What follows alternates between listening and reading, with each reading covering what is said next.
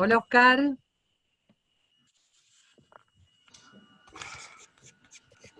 Hola Oscar. Aquí estoy. Ahí está, bueno. Bueno, hasta con Buen día. suspenso fue tu entrada. Buen día, Oscar. ¿Qué tal? Estamos Buen día acá. a todas, todos. ¿Cómo les va? Buen día, ¿cómo estás?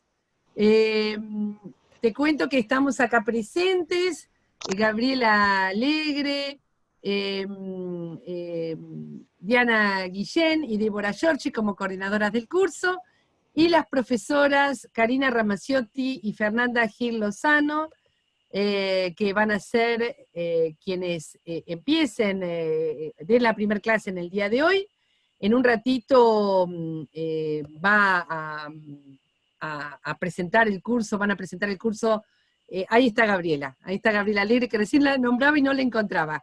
Gabriela como coordinadora académica, junto conmigo, y Diana y Débora como coordinadoras académicas de este curso en particular, que van a presentar en unos minutos a los más de 200 participantes que se inscribieron, y perdón, que ya están en sala, y a los 230 participantes que están inscritos. Y están también con pantalla Karina y Fernanda, que son las profesoras, Karina Ramaciotti y Fernanda Girosana, y fuera de pantalla está todo el equipo de ayuda, Lorena Parrilli, Nicolás Fott, un agradecimiento especial a Vilma Cabrera, a Diego Peña, a Edith Olmedo, que son equipo técnico de este curso en particular, José María Fumagalli, son compañeros, Mónica Hover, de la Comisión de Desarrollo Productivo, que están afectados y que están haciendo telemilitancia para este curso. Esas son mis presentaciones, Oscar, así que esperamos tu saludo y tu apertura. Bueno, gracias, muchas gracias, obviamente a Karina, a Fernanda, que van a ser las docentes del día de hoy, también a Diana y a Débora, porque fueron un poco las que trajeron la iniciativa de este curso, para que lo llevemos adelante, y obviamente también a todos los colaboradores, a todos los compañeros del área técnica y de, bueno, toda la logística, ¿no?, que significa un curso. Que la verdad que ya nos parece como cosa normal esto, ¿no? Pero tan raro y tan extraño, tan difícil que nos parecía. Ayer estaba mirando, empezamos el primer curso el 25 de abril. Apenas abril, mayo, junio, julio, agosto, 4 meses, y todas las actividades que hemos llevado adelante. La verdad que ha sido muy intenso, muy fructífero y yo creo que también muy útil y muy formador, ¿no?, para todos los que han participado. Nos han sorprendido la cantidad de compañeras y compañeros que están participando.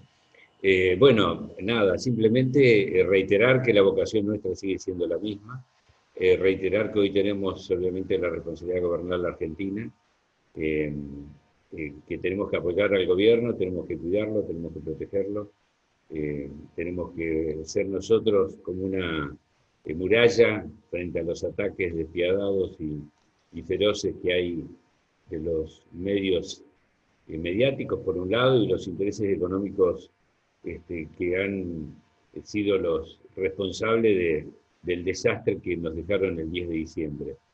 Este curso hoy trata sobre después del temblor, no después de la pandemia, pero creo que tenemos que tener claro que venimos de dos desastres. Un desastre provocado, que fue el desastre provocado por todas las políticas neoliberales llevadas adelante por el gobierno de Mauricio Macri, porque no fue una ley de la naturaleza, no ocurrieron las cosas porque tenían que ocurrir.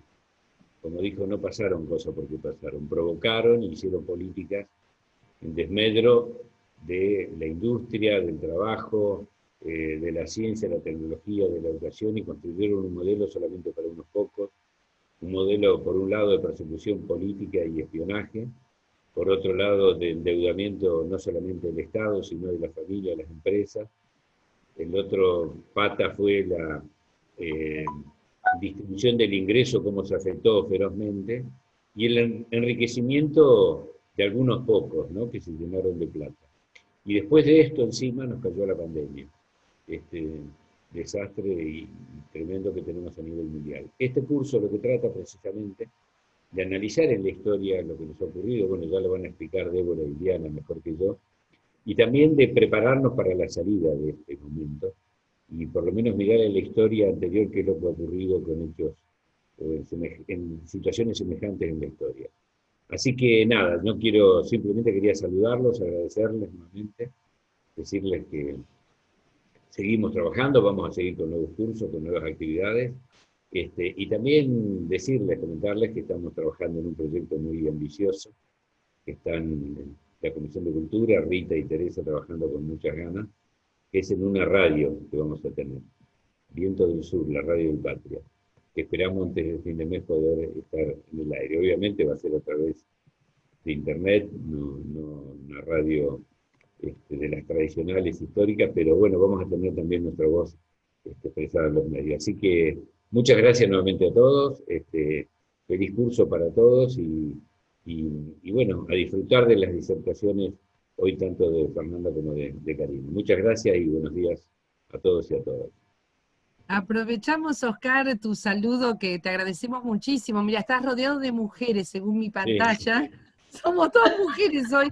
Y para que no falten mujeres, está presente la diputada nacional Hilda Aguirre, Beba Aguirre, que es una de las referentes, es la referente de la Casa Patria de La Rioja, así que si nos quieres saludar antes de comenzar, Beba, ¿estás ahí? Sí, acá estoy, ¿cómo están? Muy buenos días, Oscar. Bueno, un enorme placer de ver a tanta gente querida. Y bueno, acá prestos a empezar con esta capacitación que lo más lindo que tiene este tiempo, fíjense ustedes, es el tema del federalismo. Esto que la pantalla en este caso nos acerca y nos da una posibilidad tan necesaria para las provincias, así que también por ahí andan algunas compañeras de Casa Patria La Rioja, así que bueno, aprovechando esto y abrazándonos en la distancia y saber que este tiempo de esta distancia social no tiene que ver con la distancia del corazón. Los corazones siguen juntitos y el Patria es un ejemplo en eso. Antes, cuando nos tocó hacer la resistencia para recuperar el país, y hoy, en este momento, también seguimos con los corazones juntitos, trabajando por y para nuestra patria. Así que bueno, gracias. Y a las compañeras que tienen la responsabilidad de esta capacitación, desearles éxito, y acá estamos, acá vamos a estar acompañando y bueno, y tratando de ver qué planificamos para cada provincia. Gracias. No sé si todos los que están cursando saben, pero así como está la Casa Patria de La Rioja, estamos en Rosario, estamos en Paraná, estamos en Neuquén. No sé si querés comentar algo sobre las Casas Patria, que también me parece que este año han adquirido mucha fuerza, Oscar.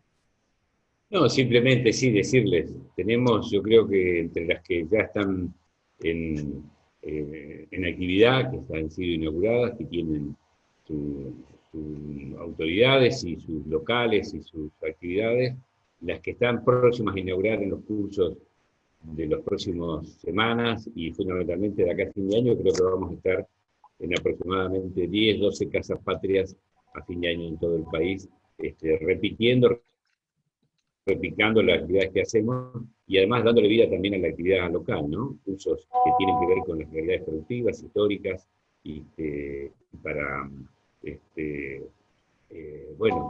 formar no solamente desde aquí, sino también, aquí me dicen en Córdoba también hay un grupo de compañeros así que están, próximo a inaugurar. Ahí te dicen Mendoza, La Pampa, Río Negro, te empiezan a nombrar todas las provincias. Bueno, todos ellos que hay una compañera, Mónica Macha, que es la encargada de la coordinación desde la comisión directiva del Instituto Patria, que es la encargada de coordinar las actividades y asesorarlos y ayudarlos para la formación de las casas patria en cada una de las provincias. Así que después a través de Claudia les pueden pasar el teléfono de Mónica para que con ella se contacte todos aquellos que estén interesados para. Sí, la diputada nacional Mónica Macha ha asumido con mucha energía la coordinación de todo lo que sean las inquietudes referidas a las casas patrias. Así que bueno, muchas gracias. No, por favor, y a disfrutar del curso. Bueno, muchas gracias. Gracias. Con esta bienvenida, mejor no podía ser, con el presidente del Instituto Patria, entre nosotros, el senador nacional Oscar Parrilli, damos comienzo formal al curso. Bienvenidos al seminario Después del temblor, el desarrollo nacional en el siglo XXI. Es un curso que intenta de la lectura desde la historia, desde este presente de pandemia, tratar de comprender, tener herramientas, tener estrategias, tanto culturales como políticas, como legislativas, y por supuesto de gestión, para el tiempo que viene.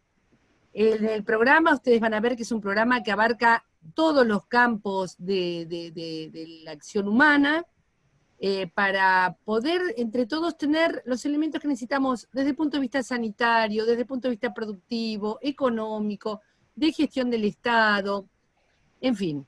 Ahora, como buenos peronistas y como buenas personas situadas en nuestro tiempo y en nuestro mundo, que tratamos de tener pensamiento autónomo, ese recorrido va a empezar desde la historia. Yo no quiero decirles mucho más, porque me parece que lo que vale acá es la presentación que hagan las coordinadoras académicas del seminario, que son Diana Guillén y Débora Giorgi. Una presentación muy breve de ambas. Diana Guillén es colega mía, ingeniera agrónoma, y es además en este momento la jefa de gabinete del Ministerio de Agricultura de la Nación. Desde esa jefatura está ordenando los programas y equipos de trabajo del ministro Basterra, pero además, y antes de ser jefa de gabinete, y continúa siendo coordinadora primero de la Comisión Agroforestal y Pesquera del Instituto Patria, y hoy coordinadora, junto con Débora Giorgi, de la Comisión Productiva Agroforestal y Pesquera e Industrial.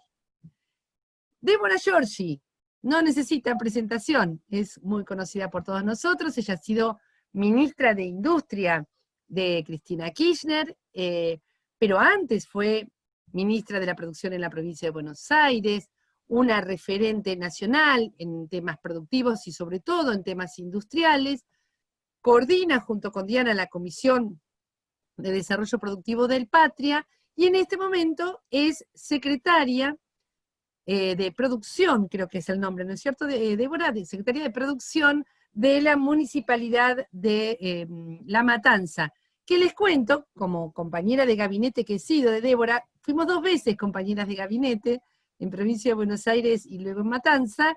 Les cuento que uno dice, es una secretaria de una municipalidad. Bueno, no, les aseguro que es la secretaria de producción de un país. Eso es La Matanza, la verdad.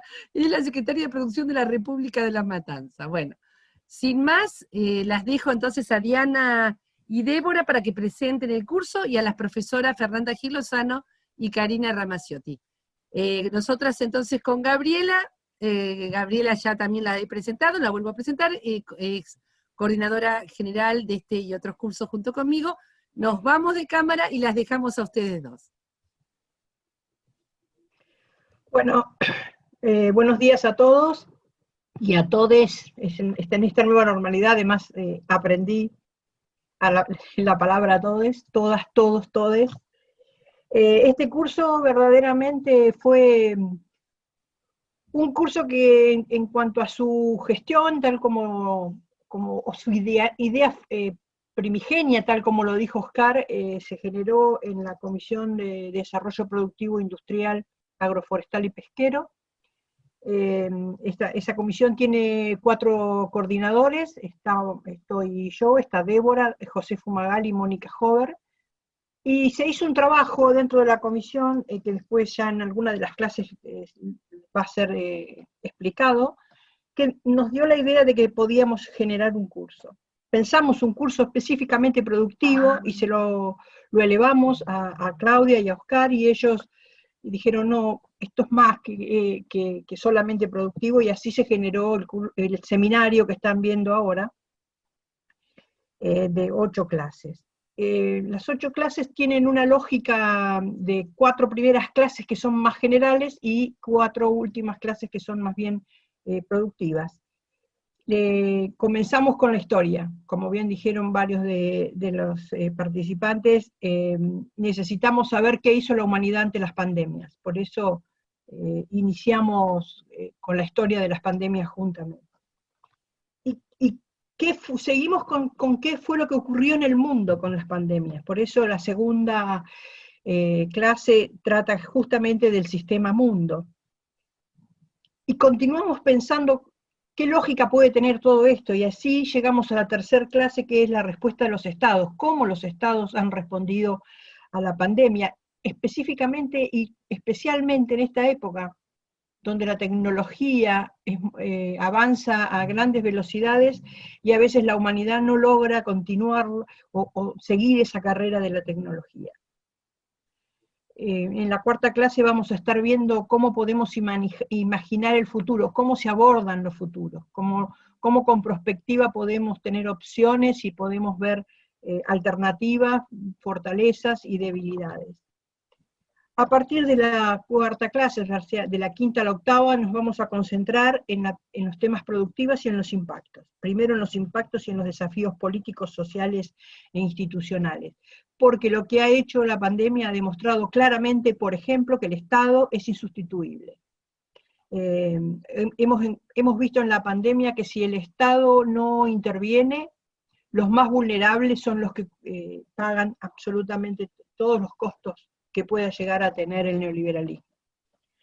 Después vamos a ver desafíos económicos y productivos y industriales, ya estamos en procesos de desarrollo. Y finalmente vamos a cerrar con cuáles serían unas propuestas de desarrollo de la salida de la pandemia, que vamos a tener la posibilidad de escuchar al ministro Luis Basterra y al ministro Matías Culfas. Así que ese es un recorrido muy rápido de cuál es el seminario. Tenemos un bonus track, que es un taller sobre impuestos, que es un tema en el cual estamos, ya comienza, digamos, la sociedad y todo el grupo político a discutir el tema impuestos. Así que bueno, este sería una presentación muy rápida del seminario, y espero que cumpla con las expectativas de todos los que se han inscrito. Buenos días. Le doy la palabra a Débora. Bueno, buenos días a todas, todos, todes.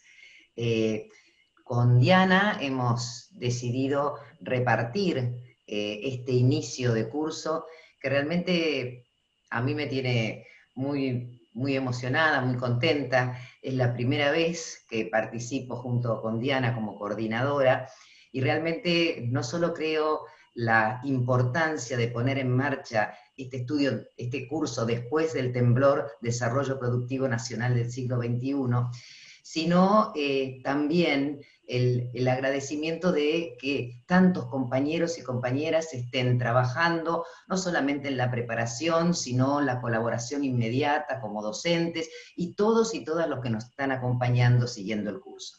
Como dije, nos hemos dividido, y yo voy a presentar a las excelentes, pero creo que no necesitan presentación, a las excelentes docentes que van a iniciar este curso. Y estas son, bueno, la entrañable y querida compañera Fernanda Gil Lozano. Ella es integrante desde siempre de nuestro Instituto Patria.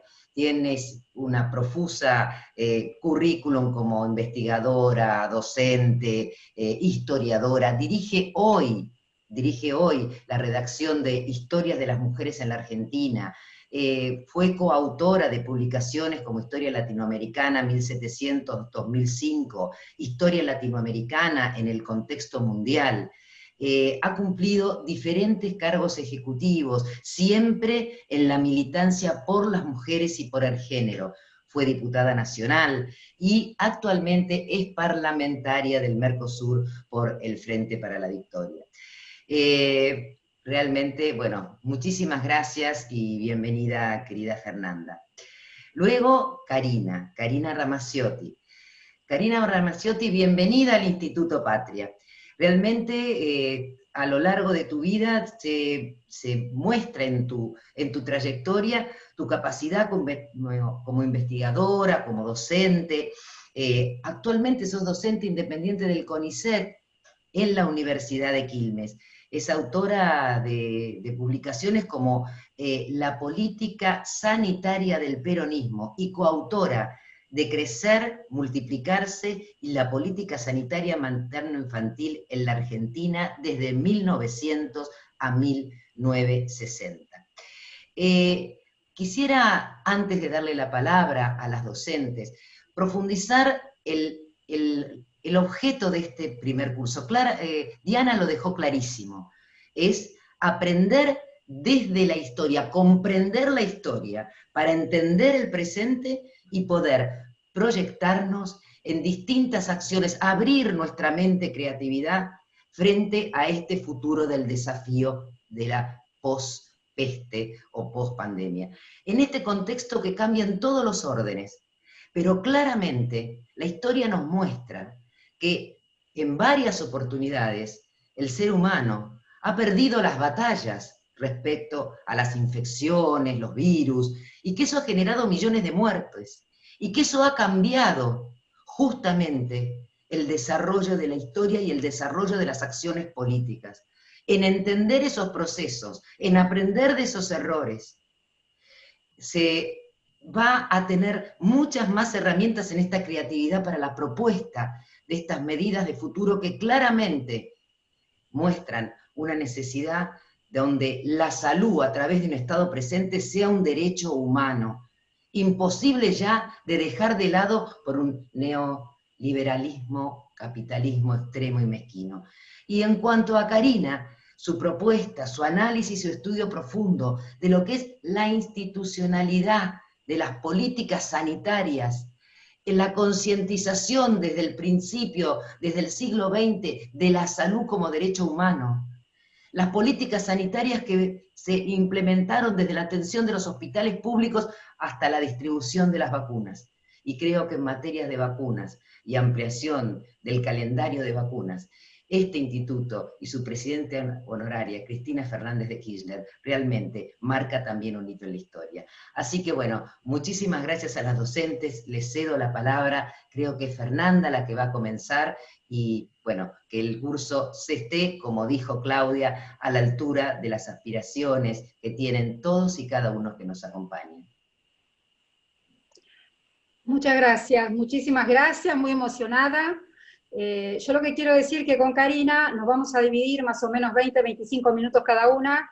Cuando me pase, ustedes me cortan. Les pido por favor a la gente que está coordinándonos. Y quiero hacer como una breve introducción, porque en realidad la que es una estudiosa y una gran investigadora es Karina. Yo medio que me fui de esas filas de la academia, si bien sigo enseñando en la universidad, siempre mi interés estuvo más desde una militancia de género, la historia de las mujeres y sobre todo la historia cultural, que es lo que más me ha interesado y lo que me desafía. ¿Por qué hoy me encantó que me inviten y poder estar acá? Es decir, como querían y tenía una lista de enfermedades de las cuales interesaba que yo viera históricamente el proceso, yo había trabajado la vez pasada en este sentido, hoy también me gustaría poder decir por qué, porque es decir, a ver, la historia nunca es la historia del momento o del futuro. Uno siempre, digamos, a ver, la historia que uno hace, las preguntas que le hace uno al pasado, tiene que ver con la angustia del presente. Yo creo que, por más que me dicen historicista, que me dicen que es una mirada pasada de moda, yo creo en esa mirada. Yo creo que hoy vamos a hablar de las enfermedades y de políticas públicas relacionadas con la salud, precisamente porque estamos ante una pandemia.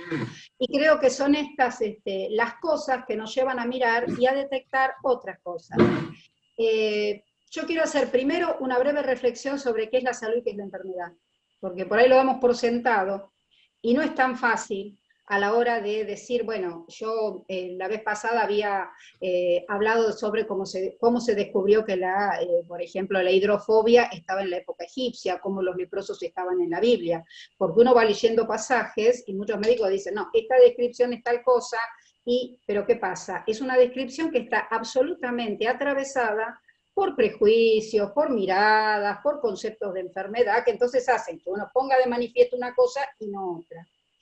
Es decir, si uno se pone a hacer una historia, digo, porque si no parecemos muy morbosos, ¿yo qué voy a decir? Que la pestilencia, la fiebre amarilla, los colores que tenían todos nuestros fluidos corporales, no se me ocurre una historia que hable de las enfermedades desde ese lugar. Y también quiero hablar desde un momento que estamos pasando, que tiene que ver también con el presente. Nosotros hoy, en lo que es la historia del capitalismo mundial, estamos atravesando, yo al menos lo digo de una mirada humildemente, que tomo las categorías que me sirven para entenderlo. Este es un capitalismo que trabaja, un capital financiero neoliberal, el mercado es el dios, y está trabajando una acumulación en base a la desposesión. Esta es una categoría que trabaja muy bien David Harvey, que es un marxista, es un geógrafo marxista alemán, y que trabaja muy bien esa idea de cómo es una fase distinta, es una fase más cruel, y la desposesión es terrible, porque es una desposesión que se hace en base a la depredación, en base a ampliar una brecha entre los que tienen y los que no tienen, que esto genera violencia, genera movimiento de gente, y entre otras cosas enfermedades. Porque también en nuestras costumbres y en nuestras pautas culturales aparecen estas enfermedades. Herederos en estos momentos, que es un momento de postestructuralismo, pero para no decir posmodernidad, que en realidad hay que decir postestructuralismo, nosotros venimos muy formateados por una cultura ilustrada, por una cultura moderna, que le gusta separar todo. Entonces, por ejemplo, yo trabajo mucho la trata de personas y me encuentro con gente que me dice, no, eso es inmigración forzosa, esto otro tiene que ver con una inmigración ilegal. Yo digo, es trata. Cuando vos sacás gente pobre de un lugar y la tenés que llevar a otro, y muchas veces engañada para la explotación, estamos hablando de trata de personas. No nos gusta decirlo, pero es esto, y está muy ligado a un tema de desarrollo. Cuando uno va hacia el pasado, encuentra que el desarrollo, y en aras del desarrollo, y en aras de lo que es una dominación muy tramposa, porque no la ves de entrada, no es una dominación con cadenas, y muchas veces un constructo, una enfermedad constructo, se operan los grandes desastres mundiales de enfermedad y de dominio, para favorecer siempre a determinados sectores. Desde este lugar yo quisiera trabajar un poco cómo pensamos la enfermedad, o cómo pensamos la salud, qué definimos. Ustedes saben que esto es un material que he dejado en otro curso, es decir, desde Hipócrates, Galeno, todo lo que va a ser los inicios, ¿no es cierto?, de la Edad Media, la modernidad, uno lo que encuentra es que se ha ido fluctuando. Por ejemplo, para un mundo clásico, para nuestra historia antigua, las enfermedades eran castigos de los dioses, eran maldiciones por alguna tontera que vos habrías hecho. No se olviden que todavía no está el cristianismo, entonces era todo un tema de premio y castigo, y que los dioses aparte odiaban y querían caprichosamente, eran muy humanos. Lo único que los separaba era la inmortalidad de nosotros. Entonces también ahí la salud y la enfermedad tienen una mirada especial, porque es lo único que nos separa de estos seres a los cuales adoramos. Entonces la enfermedad estaba vista como una cosa que venía de afuera y que te tiraban una maldición. Entonces, bueno, la salud también estaba muy referida, ¿no es cierto?, a que a hacer sacrificios, a cumplir con determinadas normas, etcétera, etcétera. Ahora bien, nosotros pensemos que, por ejemplo, en el siglo V a.C., guerras relacionadas con el Peloponeso, muchas veces cuando se dice, bueno, la caída del Imperio Romano de Occidente, ustedes van a ver que empieza a aparecer la palabra peste, en donde las enfermedades comienzan a tener un rol fundamental en la caída de los imperios, en cómo después se reagrupan debido a determinados procesos para salir de esas enfermedades espantosas, y uno empieza a detectar determinadas pestes que hoy ya las reconocemos con otro nombre, ¿sí?, pero que están ahí, y que fueron realmente la responsable. Muchos, por ejemplo, la caída realmente del Imperio Romano de Occidente le echan la culpa a la peste. Bueno, no había ejército, se murieron todos, estaban todos afectados. Esto surgía en los campamentos, etcétera, etcétera. Ahora, si yo hoy tuviera que dar, por ejemplo, cómo fue evolucionando, por supuesto que la percepción y la observación que tanto Hipócrates, mucho después Galeno, empiezan a tener, van a empezar a asociar no solo una maldición que te viene de afuera, sino determinado funcionamiento fisiológico, determinada acumulación de grasas, o determinado tipo de comida que empiezan a asociar en qué impacto tienen en nuestro cuerpo, y también toda una teoría relacionada con los humores, ¿no es cierto? Y con el temperamento, que esto te puede llevar a que si tenés determinada característica y no comes verdurita, bueno, vas a explotar, porque todo indica que determinados hábitos te van a llevar a ese lugar. Eso evidentemente fue algo muy nuevo dentro de lo que es la historia del concepto de salud, porque empieza a pensar desde adentro algo que está en nuestro cuerpo, y no que es una maldición que te tiran porque hiciste algo. Entonces, estos son los cambios que a partir de ahí comienzan a evolucionar hasta que finalmente, dentro, por ejemplo, de lo que es la revolución, ¿no es cierto?, que se da en el siglo XVII, que es una revolución científica que va a cambiar todos los discursos, empiezan a marcar la idea primero de un cuerpo, ¿no es cierto?, que puede enfermarse, un biologicismo, digamos, empieza a mirarse el cuerpo, cómo funciona, qué pasa, qué hace, y después la idea de que hay algo que puede entrar en ese cuerpo y que lo puede perturbar.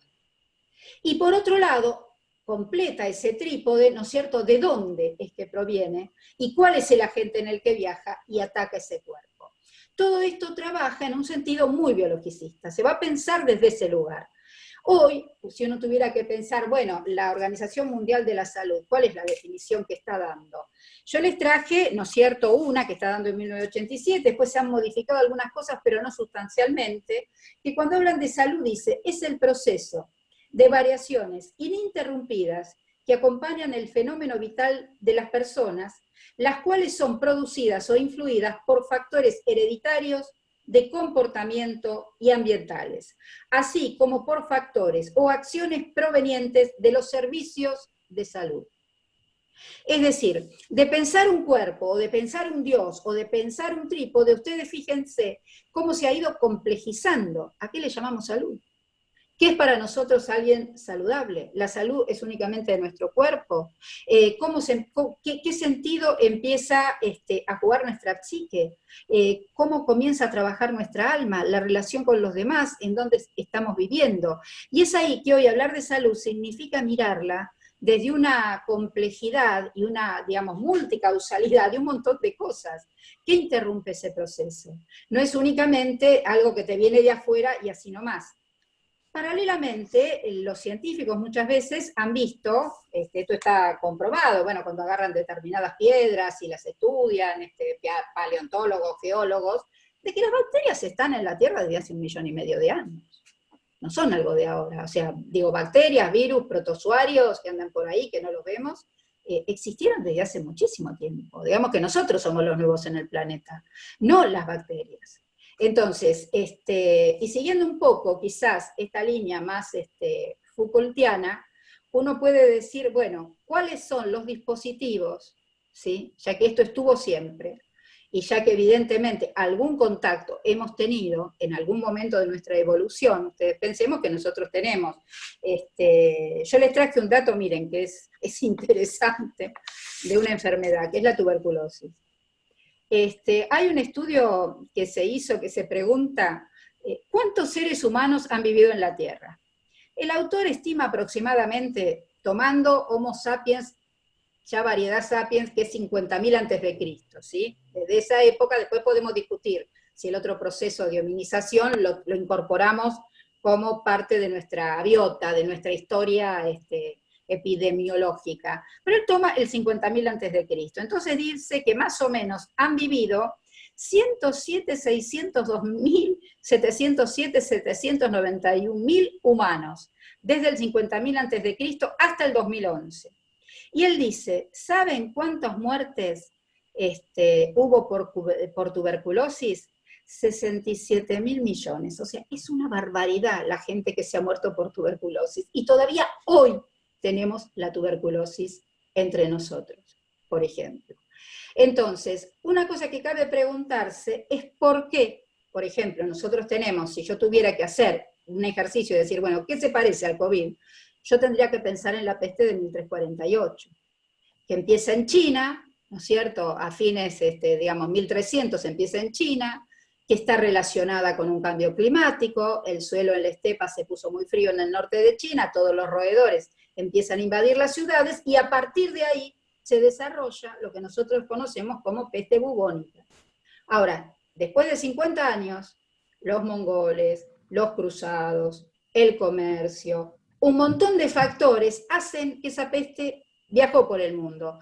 Llega a Europa, también un territorio más frío. Europa era más fría que lo que es actualmente, y con las mismas características, y de ahí provienen un montón de conceptos. Por ejemplo, el concepto de cuarentena viene de ahí, viene de esa peste. Y este criterio de tener a la gente aislada, sobre todo porque está, digamos, una peste que ustedes piensen que 1/3 de la población europea se murió en esa experiencia. Entonces, paralelamente, esto es lo que nos dice la historia de la ciencia y los que estudian las enfermedades, se van dando, por ejemplo, enfermedades que se van incorporando a determinadas prácticas y a determinados sectores sociales. Por ejemplo, la peste bubónica empieza a tener una mirada desde las élites más popular, basado en los sectores populares, y esto tiene que ver con las ciudades, con el auge de las ciudades, cómo estaban, cómo vivían hacinados, esta pésima relación con el agua que siempre tuvo Europa, no sé si por el frío o qué, pero Europa la gente no se bañaba, no se lavaba, no le importaba, ¿sí? Entonces todo esto comienza como a juntar, por ejemplo, esta enfermedad con los sectores populares. Los nobles, que todavía en esa época, ¿no es cierto?, no tienen quizás el sino y la fuente de poder que tenían en el 1100, pero sí todavía es una nobleza que tiene sus castillos, que tiene sus tierras. Ellos se retiran a sus viviendas alejadas, y ellos logran, la nobleza logra preservarse mucho más por ese, digamos, aislamiento, ¿no es cierto?, que los sectores populares, que los pobres en las ciudades. También la idea de la pobreza va a ser esta etapa de transición hasta que se sale del feudalismo y se va, terminamos, ¿no? Para mí me gusta decir se va porque sería una cosa evolutiva. Hubo muchos proyectos, finalmente caemos en el capitalismo, pero es así que comienza, ¿no es cierto?, a trabajarse incluso la idea de los pobres. Antes parecía que los pobres no existían. Brodel decía, hay un momento donde los pobres hacen ruido en las fuentes. Es decir, empiezan las ciudades a decir, bueno, que cada uno se haga cargo de sus pobres, los pobres que son de una ciudad, los que no vengan a la otra. Hay que escribirlos en cada lugar. Las leyes de pobre en Inglaterra, que no casualmente es el lugar donde comienza o donde se produce el salto de acumulación para el sistema capitalista. Empieza a meter cada lugar. Esto es muy del mundo de la modernidad. Paralelamente la nobleza se refugia en sus castillos, y ¿qué sucede? Uno me dice, ay, no morían, qué suerte no tenían las pestes. No, tenían tuberculosis. Es decir, los que no van a morir popularmente por la peste bubónica van a ser atacados, por ejemplo, por la tuberculosis, que es una enfermedad de la nobleza en esa época. Y todavía, yo que soy bueno, a mí me encanta lo gótico, yo trabajo mucho lo gótico, digo, no es casual que todos los escritores góticos, es como que todos hacían el mismo viaje, vos decís, pero para contagiarse de tuberculosis, porque había un placer muy especial con el frío, la nieve, los castillos, no se ponían un saquito ni por casualidad, y terminaban todos tuberculosos, porque está muy asociado a una clase decadente que se va a ir, ¿no es cierto?, desgajando, como puede ser la nobleza. Ustedes fíjense hasta qué punto uno puede rastrear determinados imaginarios culturales que te llevan a un impulso de conductas para asociar, aunque sea hacer las últimas ramas, pero podrida de una enfermedad recheta, como era la tuberculosis en esos momentos, ¿no es cierto?, para ayornarlo un poco con palabras actuales. Entonces, en esa diatriba nosotros vemos que la peste bubónica se va a ir superando, pero porque también empieza a haber prácticas distintas.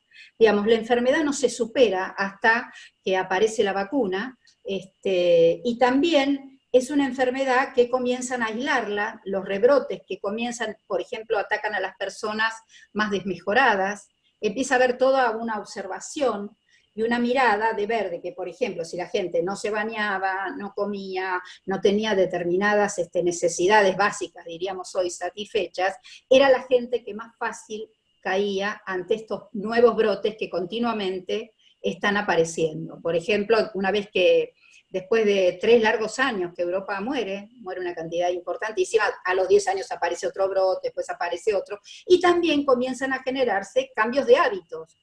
Por ejemplo, esto de que los barcos no podían anclar, tenían que esperar 40 días, y este es el origen de la palabra cuarentena, esos 40 días que no dejaban que ingresaran los barcos a los puertos, fueron una de las medidas, junto con los aislamientos y la higiene, y quemar los muertos, y uno va sumando una serie de conductas que van cambiando y hacen que se supere, ¿no es cierto?, que fue una pandemia. Si uno tiene que hablar de una pandemia, tiene que hablar de la peste bubónica. Después, por ejemplo, cuando uno mira el otro fenómeno que es hijo de la modernidad, que fue el descubrimiento de América y su conquista, ustedes saben que hay una pregunta que uno puede hacerse que es legítima en toda época. Es preguntarse cómo hicieron 200, 300 personas que vinieron con Hernán Cortés y sometieron a 24 millones de seres humanos que tenía América del Norte, que no importa si eran todos aztecas, es otro el tema, ¿no? Porque digamos, los aztecas fueron los últimos de una dominación sobre otros pueblos originarios y estaban en un momento de conflicto, dos hermanos, no importa, no me voy a meter en esa parte de la historia. Pero digo, llega un momento que cuando uno ve blanco sobre negro, uno se pregunta, ¿cómo hicieron para conquistarla? ¿Qué? Porque traía 1 o 2 cañones, ¿saben todos los millones de personas que murieron? Por ejemplo, para que se den una idea, en el año 1492, el primer contacto que hace Colón va a ser Cuba, ¿sí?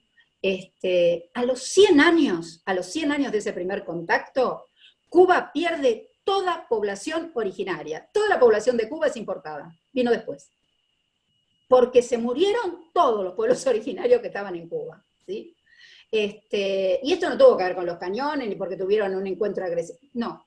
¿De qué se murieron? En realidad, la gente que hace historia de la medicina y que fue estudiando las enfermedades, que hay fuentes que lo denuncian esto, fue la viruela. La viruela y el sarampión diezmó a la población originaria.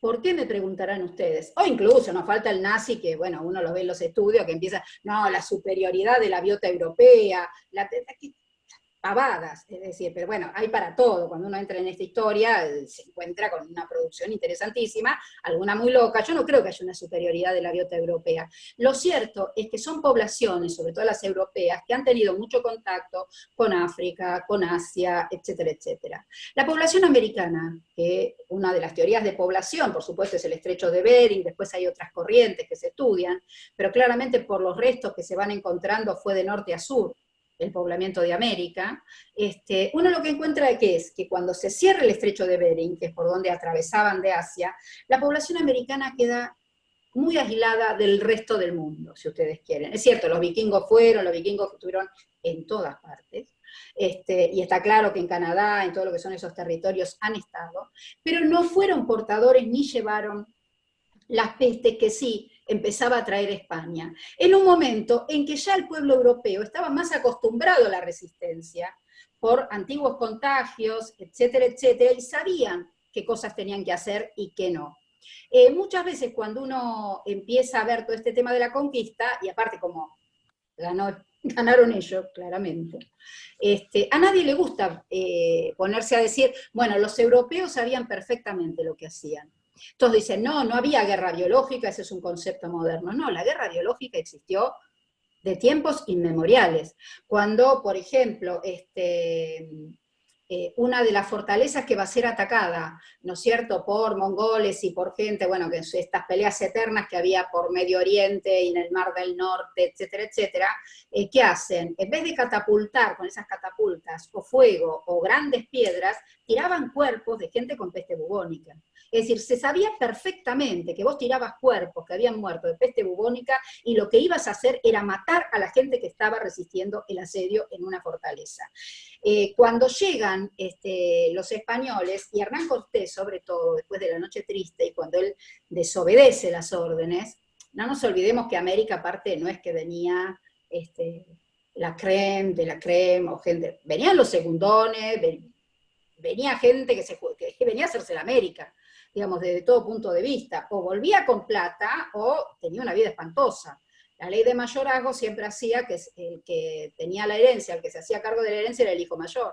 Entonces, todos los que venían después tenían que forjarse un futuro. América fue una vía, ¿no es cierto?, a partir de la cual se hacían este futuro. Por lo tanto, nosotros nos encontramos con tipos como Hernán Cortés. Hay un libro exquisito que yo les digo, léanlo, se llama La Conquista de América, que lo escribió Todorov, es un semiólogo, y él trabaja, primero él dice, sí, evidentemente Hernán Cortés era un tipo que vivía de la improvisación en improvisación, no fue con ningún plan, lo que tuvo claro es que había oro, lo que tuvo claro que se asoció con la Malinche, que realmente la sojugó para que le fuera traductora de todos los otros pueblos, se dio cuenta en 2 minutos que los otros pueblos no estaban de acuerdo con los aztecas, de la violencia, de lo que significaban los tributos humanos que pedían los aztecas en estos momentos.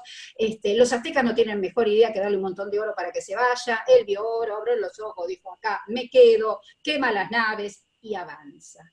En este avance, él lo primero que hace es regalarle a los indios mantas, esto está en las fuentes, es decir, la gente que lo acompañaba, dice, él fue aconsejado en regalarles mantas y algunos pañuelos, que algunos eran de seda, y que habían sido usados por gente que murió de viruela. Lo expresan así. Es decir, ¿qué es esta amabilidad de Cortés de regalar todo este tipo de cosas? Para que vayan a Tenochtitlán, para que tengan intercambios, y ellos sabían que utilizar esas prendas era, pero automáticamente, contagiarte de viruela. Entonces, la guerra la guerra biológica, que fue la conquista del territorio americano, es algo que no lo podemos obviar. Hay mucha tendencia, por supuesto, la historia la escriben los que ganan, entonces tenemos toda una cuestión mental de decir, no, pero esos son otros factores, hacemos la historia de la medicina, no, hay que ponerlo en ese contexto, que fue una estrategia muy exitosa, cuando vos estás con 300 tipos y tenés que pelear con un ejército de 1 millón de personas. Es decir, fue una estrategia fantástica la que utilizaron. Fue esa estrategia, la viruela claramente, otra enfermedad que diezmó a la población americana fue el sarampión. Otra enfermedad que diezmó a la población americana fue la influenza. Como 300 años después, a fines del siglo XVIII, cuando están los franceses y los ingleses peleándose en América del Norte, lo que sería Canadá, con los indios Chippewa y no me acuerdo qué otro grupo originario, uno ve en las fuentes, y ahí más claramente, ¿qué es lo que recomienda un vaqueano? Dice, no, regálele las pieles de alguien que se haya muerto, que usted traiga, que se haya muerto con viruelas, regálele todas esas pieles, dice, se mueren. Es decir, ustedes fíjense hasta qué punto pasaron 300 años desde los primeros pasos de la conquista y se seguía exactamente con las mismas técnicas.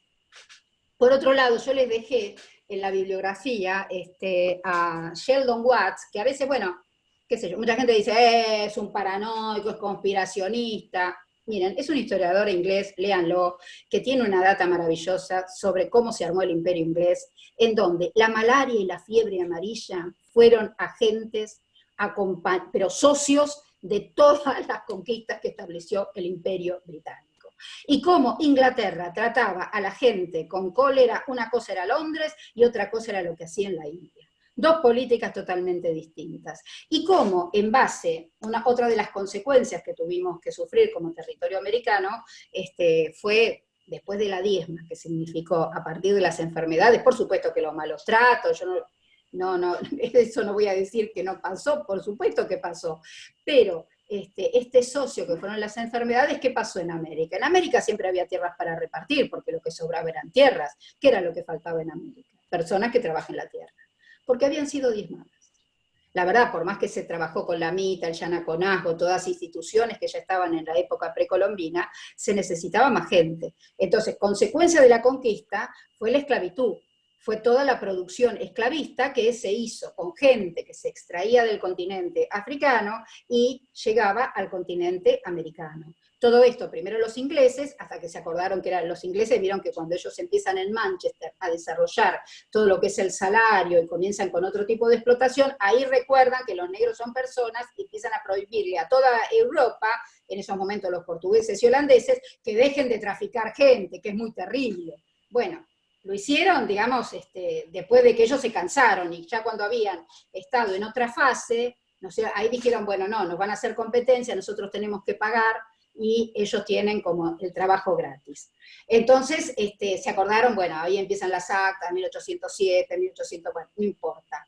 Ahora, en esta expansión que tiene el imperio inglés, Sheldon Watts, que les pido por favor que lo lean, él va a trabajar mucho sobre la idea de desarrollo, que lo pone incluso con D mayúscula, la idea de la enfermedad constructo y la idea de dominio.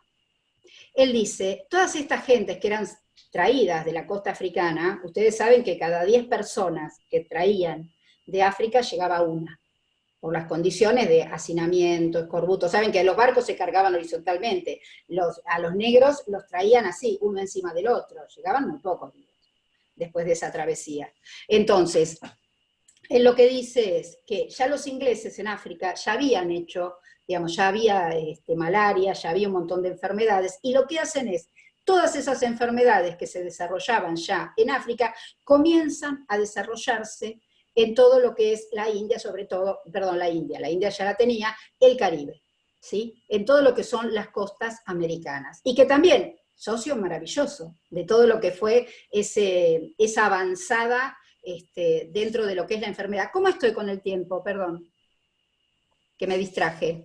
¿Estoy bien? Estás bien. Digamos que tenés unos 5 minutos para... No sé si vos vas a llegar al tema de Buenos Aires o eso lo hace Karina. No, se hace cargo Karina. Muy bien. Muy bien, entonces 5 minutos más para que... 5 minutos, 7 minutos más o menos, Fer. Está fantástico. Bueno, dentro de todo esto, lo que significó esta política, digamos, no es una política sanitaria, es una política de dominio.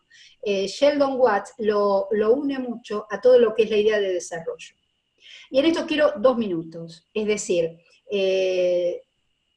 la teoría del desarrollo, uno, si lo mira fríamente, que no se enoje Débora Giorgi, es una teoría del consumo. Si hay algo que va a caracterizar nuestro presente, es un consumo desmedido de algunos bienes que deberíamos cuidar un poquito más, y en donde la lógica del mercado dice que si vos tenés dinero para tenerlo, importa poco si es legal, ilegal, lícito o ilícito. Hay toda una lógica que responde a eso. Él está pensando, Sheldon Watts, en los orígenes de esta lógica, y cómo ha ido evolucionando y casi sin darnos cuenta, organizando una vida espantosa. ¿En qué sentido espantoso? Ustedes me dirán. Y aquí tomo, Sheldon Watts no va a hablar de clases sociales, yo en ese sentido soy más de izquierda, a mí me gustan más las clases para analizar, pero él no se va a fijar en las clases sociales, él no se va a fijar quizás en una historia material, marxista clásica, pero sí va a trabajar a partir de Foucault, del cual se nota que lo ha leído muchísimo, todo lo que significan los dispositivos de control, los dispositivos de dominio. Si hay algo, por ejemplo, cuando Foucault trabaja en la modernidad y esta idea que él tiene, es decir, ¿cómo hacemos para no hacer una historia del discurso del poder, sino trabajar esa arqueología silenciosa de los desposeídos, de los que no tuvieron oportunidad de decir nada? Y cuando él nos dice, miren, las fábricas, las escuelas y las cárceles tienen la misma arquitectura. Algo nos está diciendo Foucault en esta arqueología del silencio, que cuando uno caracteriza, ¿no es cierto?, la modernidad, uno lo primero que tiene que ver es que fueron políticas de grandes encierros, y que ya la gente más pudiente, esto uno lo ve en la Edad Media y lo ve en las transiciones al capitalismo, como la gente que se mueve molesta, ya sea porque a los nobles les gustaban los ciervos de la gleba, que los tenían atornillados al piso, por un montón de cuestiones, la gente que se mueve molesta. Entonces, Foucault nos alerta, de alguna manera, sobre todo lo que hay que hacer, y todo lo que nosotros hoy consideramos natural, y que en realidad él nos dice y nos advierte, miren, nosotros juntamos esto con esto, pero en realidad las cosas podrían juntarse de otra manera. Tenemos que desarmar distintos dispositivos, en donde la cultura, los prejuicios, juegan un rol fundamental. Es decir, que la naturaleza está, y que hay bacterias, y que hay amebas, y que hay virus, está desde hace 1,5 millones de años. ¿Por qué en determinado momento pasamos una pandemia? Es decir, ¿qué fue lo que no vimos? ¿Cuál fue el dispositivo que nosotros no cuidamos? Porque la naturaleza tiene derecho de hacer eso, y además, nosotros ni nos tenemos que molestar en hacer armas biológicas, porque la naturaleza, por malos hábitos nuestros muchas veces, junta todo. Por ejemplo, un mercado, aparentemente lo que dicen, un mercado en Wuhan, juntando animales vivos, animales que no estaban muertos, mucha gente, poca agua, como digo yo siempre, poca limpieza, bueno, miren lo que generó, y sobre todo con reacciones muy retardadas, más allá de pensar que fueron los chinos que son malos y que Samsung se quiere apoderar del mundo. No importa, pero digo, hay una serie de dispositivos que se podrían haber evitado, porque esto no va a pasar siempre. Es más, las enfermedades vienen y se quedan, no es que se van. Por ejemplo, la única enfermedad que nosotros tenemos que hemos superado, que eso fue alrededor de los años 50, fue la viruela. ¿Con qué característica? ¿Con qué característica? Se dejó de vacunar la viruela. Muchos hoy están diciendo que la enfermedad, si hay una guerra biológica, no van a ser bichos raros. Es simplemente volver a traer la viruela cuando hay una población en el mundo que hace 60 años que no se está vacunando. Para que tengamos una idea, digamos, de cómo todo esto, porque digamos, todo lo que significó la viruela, todos los países desarrollados del mundo tienen en un frasquito ese bicho, o sea, lo tienen ahí. Y a nosotros nos dejaron de vacunar a todos. Entonces, no sabemos si realmente le hemos superado, pero digamos que fue, de todas las enfermedades que tuvimos, la única que logramos que no apareciera un enfermo más en el mundo. Es la única victoria que tuvimos, con lo cual las enfermedades vienen y se quedan. Tenemos que mejorar nuestros hábitos, tenemos que estar más atentos y saber que en este mundo, donde el capitalismo hoy acumula, a partir de desposeer a la mayor cantidad de personas y con una impiedad total, nosotros acá con el macrismo hemos visto lo que es un gobierno despiadado hacia los sectores más vulnerables.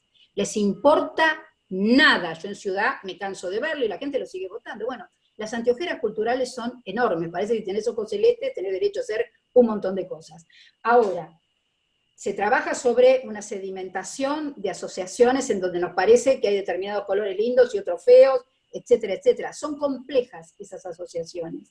Y yo creo que lo más importante que tenemos que hacer es por ahí, que cuando tenemos un presidente que nos dice, miren, no estamos ante un virus que no tiene vacuna y que no es clara la terapéutica, o sea, cuál es la droga que nos puede salvar, cuidado, porque entonces tenemos que ir realmente a un aislamiento, tenemos que ser muy conscientes, porque nos están cuidando. Hoy en Australia hay toque de queda, y nadie va a decir que en Australia son todos unos fascistas que van a salir a matar gente, porque los chinos son malos para el resto de la gente, pero en Australia, es decir, y están con toque de queda, porque la gente que más o menos entiende es consciente de lo que está pasando y del poco manejo que podemos tener si no desarticulamos determinados patrones de conducta. A nosotros como seres gregarios que somos, nos cuesta mucho no estar juntos, mucho nos cuesta.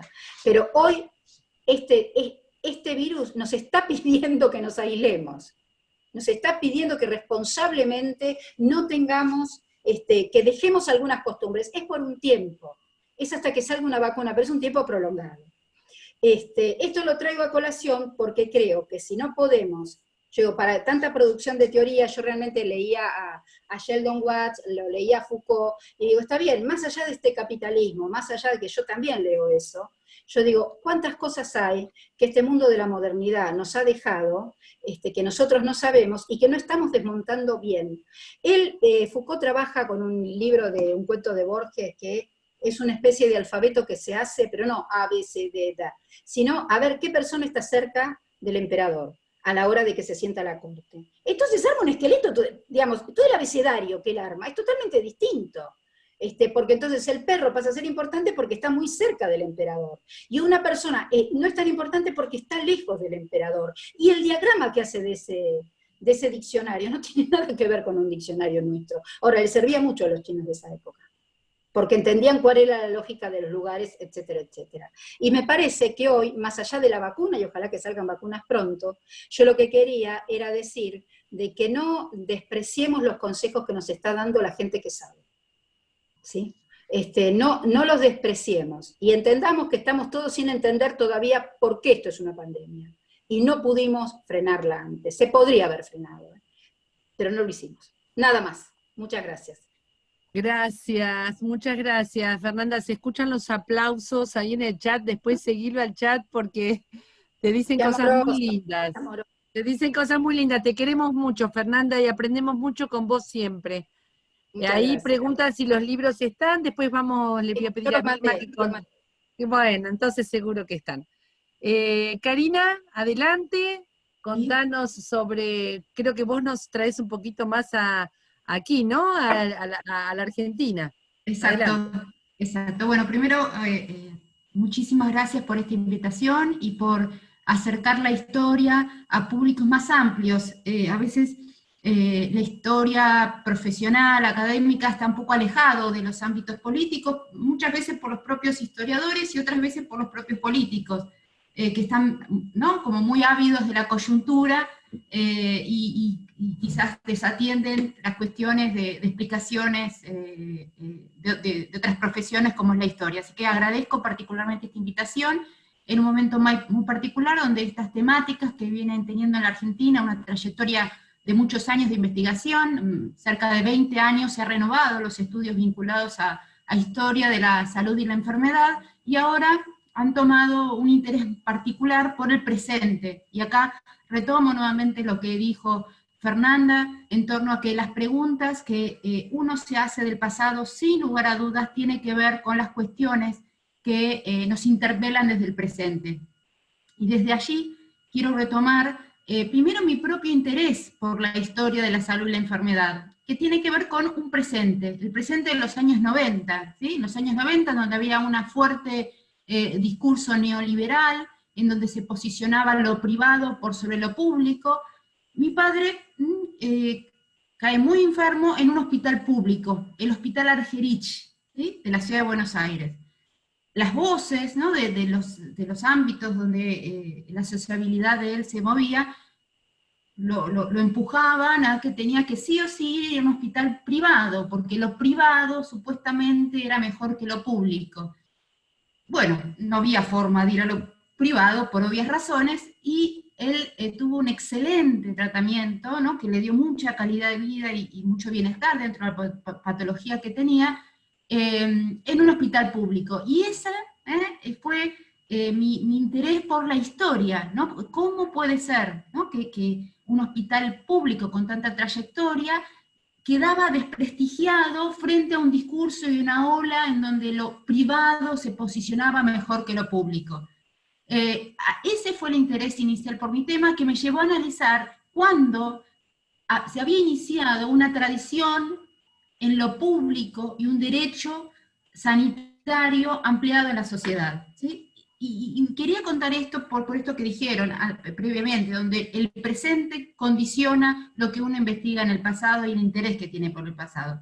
Entonces, a partir de esa anécdota personal, quisiera retomar la historia de las epidemias en la Argentina y el papel del Estado, que van de la mano. Es imposible pensar las soluciones a posibles cuestiones sanitarias sin el papel protagónico del Estado y lentamente la adquisición de derechos sanitarios en la Argentina.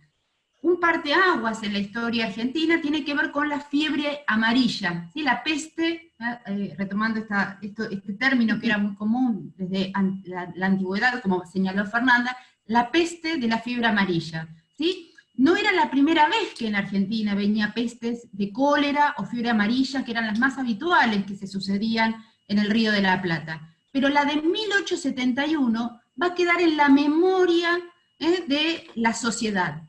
Es una peste que se da en los meses de verano, en los momentos de más calor, había habido copiosas lluvias en Buenos Aires, el foco había sido San Telmo, eso hizo aumentar la reproducción del mosquito. Aún no se tenía la más pálida idea en torno a la causa de la fiebre amarilla. Eso va a tardar, ¿sí? Esto va a ser a principios del siglo XX, donde se asoció que el mosquito, Aedes aegypti, era el transmisor de la fiebre amarilla. Para fines de 1800, la gente se moría, vomitaba negro, porque afectaba principalmente el hígado, también se llamaba la enfermedad del vómito negro, pero no se sabía cuál era el mecanismo de contagio ni la forma de prevención, ¿sí? Y como suele pasar en las epidemias, como también lo estamos viviendo en estos momentos, suele afectar a los sectores más humildes, más pobres, ¿sí?, que no tienen mecanismos de aislarse, ¿sí?, y de huir. Entonces, esta fiebre, esta peste de fiebre amarilla de 1871, no fue la primera, ¿sí? Había habido otras. La del 57, por ejemplo, había llevado la muerte al vicepresidente de la Nación, ¿sí?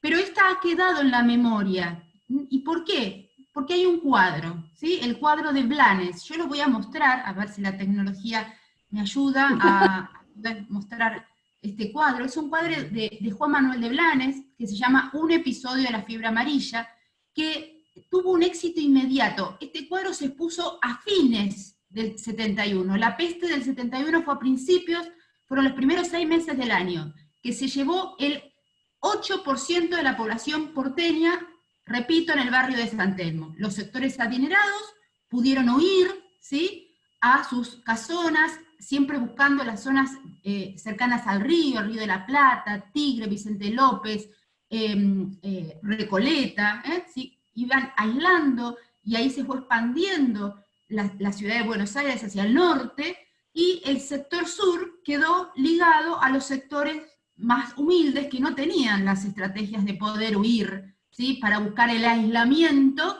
que como recién también se mencionó, es, y hablo en presente, es la única forma que existe para evitar el contagio de una enfermedad epidémica, presente y pasado, ¿sí? Sigue siendo hoy en día, y lo estamos viviendo, el único mecanismo para evitar el contagio. Y más, a diferencia de lo que pasa actualmente, de una enfermedad que, repito, no se desconocía el mecanismo, ¿sí?, de contagio. Y ahí podemos hablar de las diferencias y similitudes en cuanto a la ciencia y la investigación. Hoy ya se sabe mucho en cuanto a este virus, sus mecanismos de contagio, de reproducción, de detección, y bueno, esto también tiene que ver, ¿no?, con que hay muchas similitudes en la historia, por ejemplo, el aislamiento como forma de evitar el contagio, que es una larga continuidad de la historia de la humanidad, pero hay muchos cambios vinculados a la ciencia y al papel del Estado para evitar que ese contagio siga aumentando. Entonces, a ver, vamos a ver el cuadro de Blanes, que es un cuadro icónico, que marca un antes y un después en cuanto a la memoria histórica de esta enfermedad. ¿Sí? Repito, no es la primera, pero sí es la que ha quedado más registros culturales y simbólicos, vinculado a este cuadro. Claro, bueno, estoy hablando de un cuadro, repito, ¿por qué nos interesa? Porque es un cuadro que queda en la memoria de la gente. Se expone a fin de 1871 en el Teatro Colón, no en el actual Teatro Colón, sino lo que era el primer Teatro Colón, que quedaba en lo que hoy es el Banco Nación, diagonal a la Casa Rosada. Ahí era el Teatro Colón, y se expone este cuadro. Para visitar este cuadro hay colas, ¿sí?, colas de amplios, o sea, de sectores encumbrados y sectores populares que van a ver este cuadro, ¿sí? Es un cuadro en donde Blanes hace diferentes bocetos. Este es el último boceto, y el que termina siendo un óleo monumental, de tamaños realmente muy, muy grandes para la época, en donde, como ustedes verán, hay una mujer yaciente y un niño que está tratando de mamar, una mujer muerta, acostado su marido, que también había sido muerto de la fiebre amarilla, y entran, ¿sí?, con un juego muy interesante de luces y de sombra, en cuanto a la perspectiva que se utiliza muy de la época, en cuanto a cuestiones artísticas. Entran dos médicos de la época, Argerich y Roque Pérez, ambos muertos por la fiebre amarilla, ¿sí? Entonces, este cuadro, ¿por qué es un cuadro que va a ser muy popular y va a ser muy visitado? Porque es recordado como un cuadro que recuerda a lo que era en la época, los héroes en cuanto a la solución del problema que habían sido los médicos, y ahí empieza también la entronización de la corporación médica, que en esa época, recordemos que el poder del médico en cuanto cura debía competir con el curanderismo, ¿sí? La medicina hoy en día, bueno, depende de las zonas, tiene más respeto y más prestigio, pero para fines del siglo XIX el curanderismo, ¿sí?, era una de las formas más habituales que las personas intentaban mitigar el dolor y lograr una cura. Entonces, este cuadro trata de retratar el poder de la corporación médica, y son de la asistencia pública, ¿sí? Es el Estado representado por estos dos médicos que llegan tarde. O sea, lo que está diciendo este cuadro es, llegan tarde porque la mujer se murió, ¿sí?, antes de que la medicina profesional llegara a brindar una cura. Pero he recordado, no se encuentra en Argentina este cuadro, se encuentra en Montevideo. aparentemente había habido una copia y fue robada, y bueno, lamentablemente no se ha encontrado.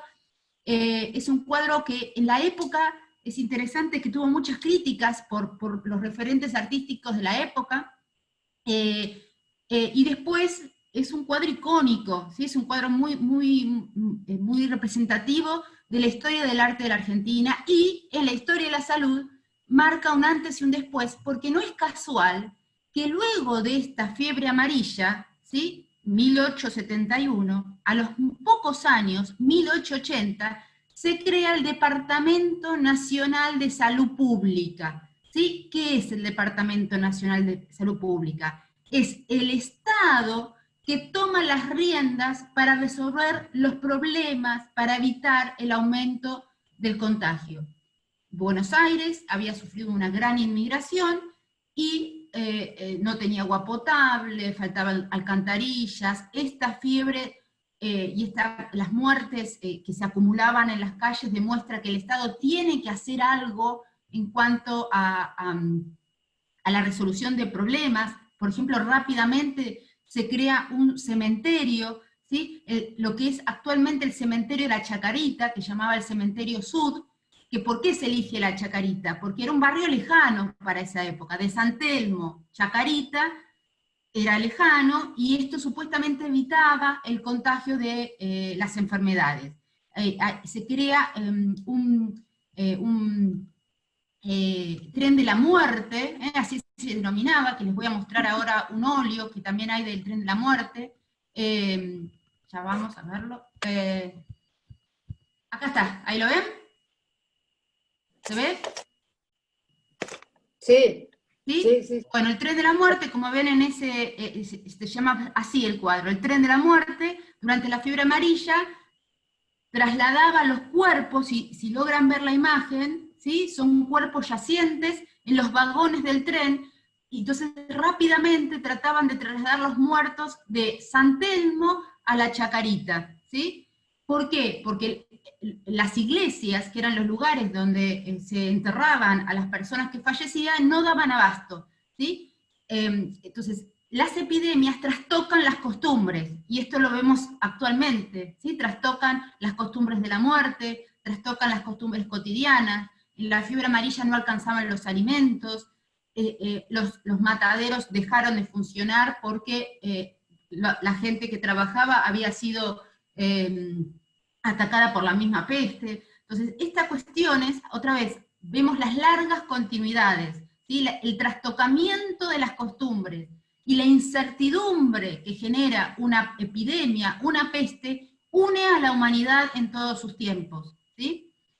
Volviendo un poco a esto, al rol del Estado, ¿sí? Entonces, el Estado tiene que accionar frente a una ciudad que no estaba preparada para enfrentar el nivel del contagio y las muertes. Uno de sus ejemplos es este cementerio, la creación muy rápido del Cementerio Sud, actual Cementerio Chacarita, y el tren de la muerte que transportaba a los muertos. Y una obsesión por la higiene, ¿sí? La higiene se convierte en, dice un autor ¿no? muy reconocido, en el nuevo sacramento de la modernidad, Diego Armus, ¿sí?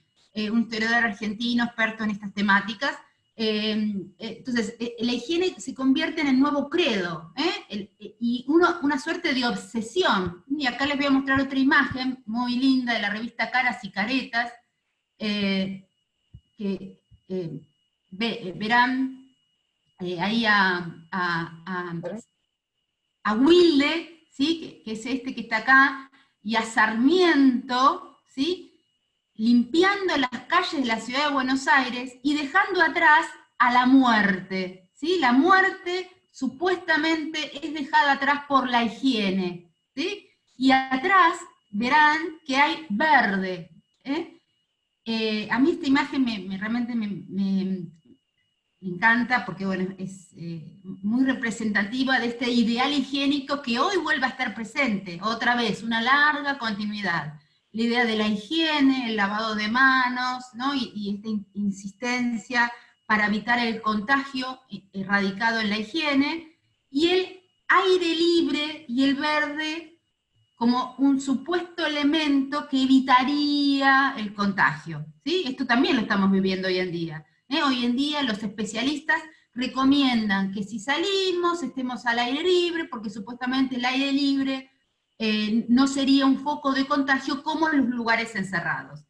Repito, esta imagen es de fines del siglo XIX, ¿sí? Y creo que si hoy cambiamos los personajes, podría ser muy útil en cuanto a mensaje, ¿no? A mensaje simbólico y comunicacional en cuanto a la higiene. Y entonces el ideal higiénico es un ideal de la modernidad, ¿sí? Es un ideal que trae el mundo moderno, y que, bueno, todavía sigue estando como una esperanza, ¿no? Porque evidentemente no se ha logrado del todo. Por eso, otra vez, estos brotes constantes de enfermedad.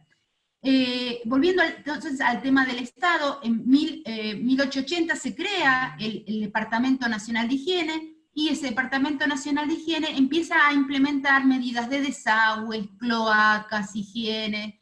¿Y por qué quiero mencionar esto? Porque, bueno, no es casual que esto se dé en un gobierno liberal, ¿sí? En fines del siglo XIX estábamos en un liberalismo extremo. No obstante, ¿sí? Es un gobierno liberal que se da cuenta que la única forma de evitar conflictos sociales es intervenir, ¿sí? Intervenir para mediar entre las relaciones sociales conflictivas, ¿sí? O sea, el típico ejemplo del gobierno liberal que se da en la historia argentina reconoce la importancia de la intervención del Estado. Sin Estado, estas cuestiones pueden ser peores, ¿sí? Y la única forma de mediar entre los intereses es por medio de políticas sociales activas, ¿sí?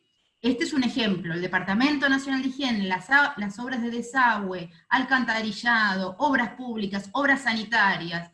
Es una activa intervención del Estado para remediar las consecuencias que puede generar el modelo capitalismo sin ningún control.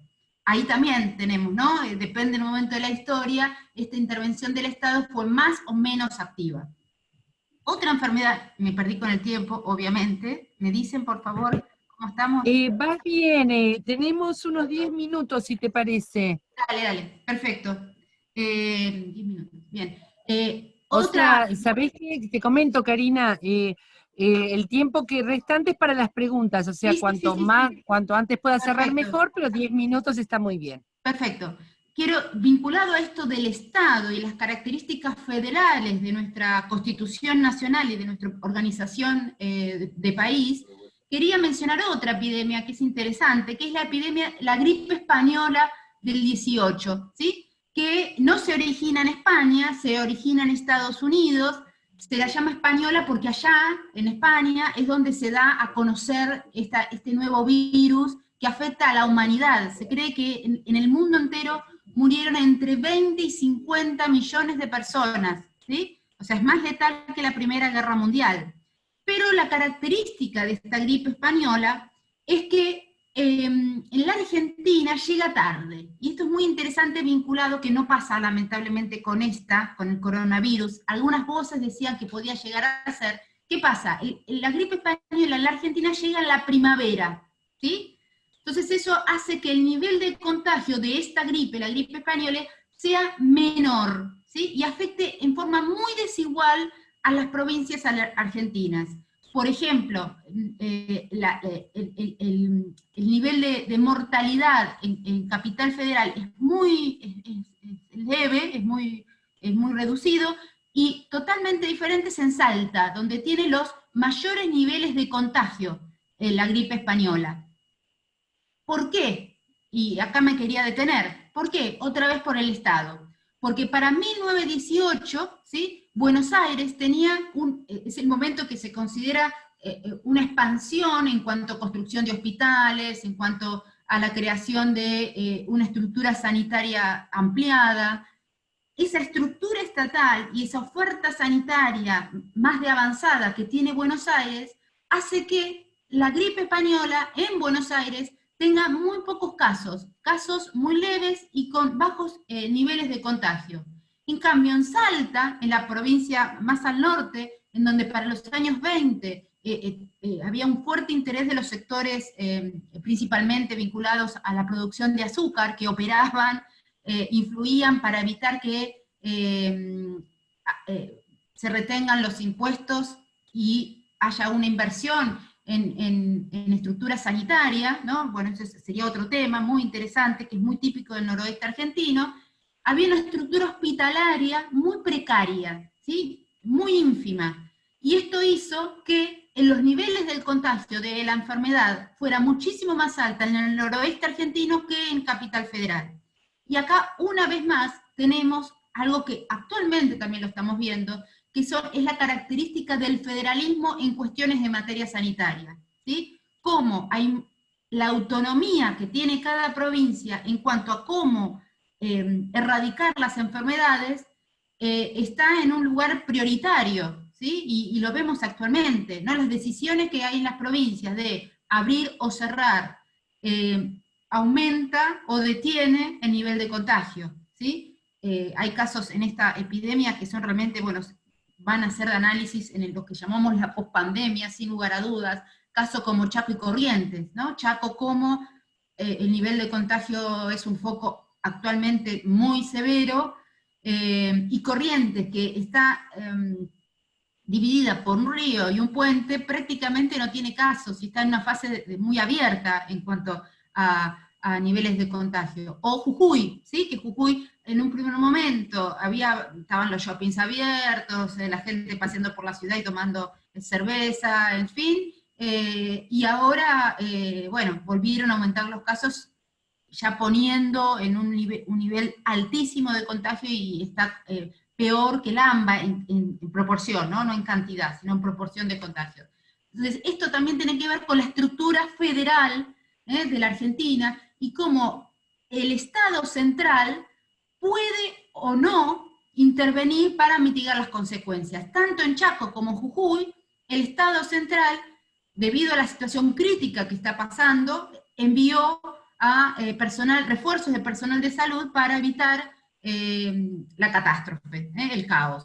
Entonces, esto también me parece interesante destacarlo, y ya para ir cerrando, cómo se juega la voluntad política de intervenir en algún momento de la historia, ¿sí? De intervenir activamente para que el desastre no sea mayor, o dejar librado a las fuerzas locales o del mercado para que hagan su juego sin intervención. Y esto, repito, esto lo podemos ver en diferentes momentos de la historia, ¿no? Como momentos del Estado, el Estado central, el Estado nacional, tuvo una mayor vocación de intervención para resolver los problemas. En este caso estamos hablando sanitario, pero esto también se podría trasladar al ámbito educativo, y hubo momentos que ese Estado se retrajo, ¿sí? Y dejó más librado a las voluntades provinciales y del libre juego del mercado. Bueno, cierro, tenía otras cosas preparadas, pero bueno, quedará para otra oportunidad. ¿Te parece, Karina, que dejes de compartir tu pantalla? Así te volvemos a ver a vos. Ya voy. Esperen que me pase para mí esto. Bueno, antes de comenzar con las preguntas, Oscar, ¿querés hacer algún comentario sobre lo que escuchaste? A ver si... Sí, Oscar, ¿querés hacer algún comentario? No, simplemente decía que excelente, que estáis aprendiendo mucho y no perdamos tiempo, sigan adelante. Sí, creo que todos estamos sintiendo lo mismo, me parece que nos expresaste a todos. Bueno, le pasamos la palabra entonces a Gabriela Alegre, que va a estar comentando las preguntas. Adelante, Gaby. Esperá que te damos audio, a ver. Esperá. Ahí está, listo. Ahí está, dale. Bueno, nada, felicitar realmente a las expositoras, un placer. Sí, aprendimos muchísimo. Son temas que además habitualmente muchos no estamos muy cerca, ¿no? Y no podemos tener este tipo de información. Muchísimas gracias. Bueno, hago algunas preguntas que nos pasaron. A Fernanda primero, ¿cuál es tu opinión acerca de la responsabilidad de los laboratorios como empresas privadas en el no control de las pandemias, ¿no? Y también la mercantilización a la que te referiste en tu exposición, si sería la principal culpable de lo que estamos viviendo en este momento. Y después también nos preguntan espérame un segundo, si la fiebre amarilla fue la que diezmó la población afroamericana en nuestro país. Sí, como hablaste de cómo diezmó a los pueblos originarios y también relacionaron con esto. A ver, yo pienso que los laboratorios, nosotros hemos pasado una época en donde para cada vacuna había detrás un laboratorio. Yo creo que algo intervienen. No me he dedicado a estudiarlos especialmente, pero creo que, por ejemplo, ya ahora mucha gente lo dice, si nosotros pensamos que podemos llegar a desaparecer de nuestro planeta, no va a ser una gran catástrofe, posiblemente sean bichitos muy pequeños que no podamos frenar.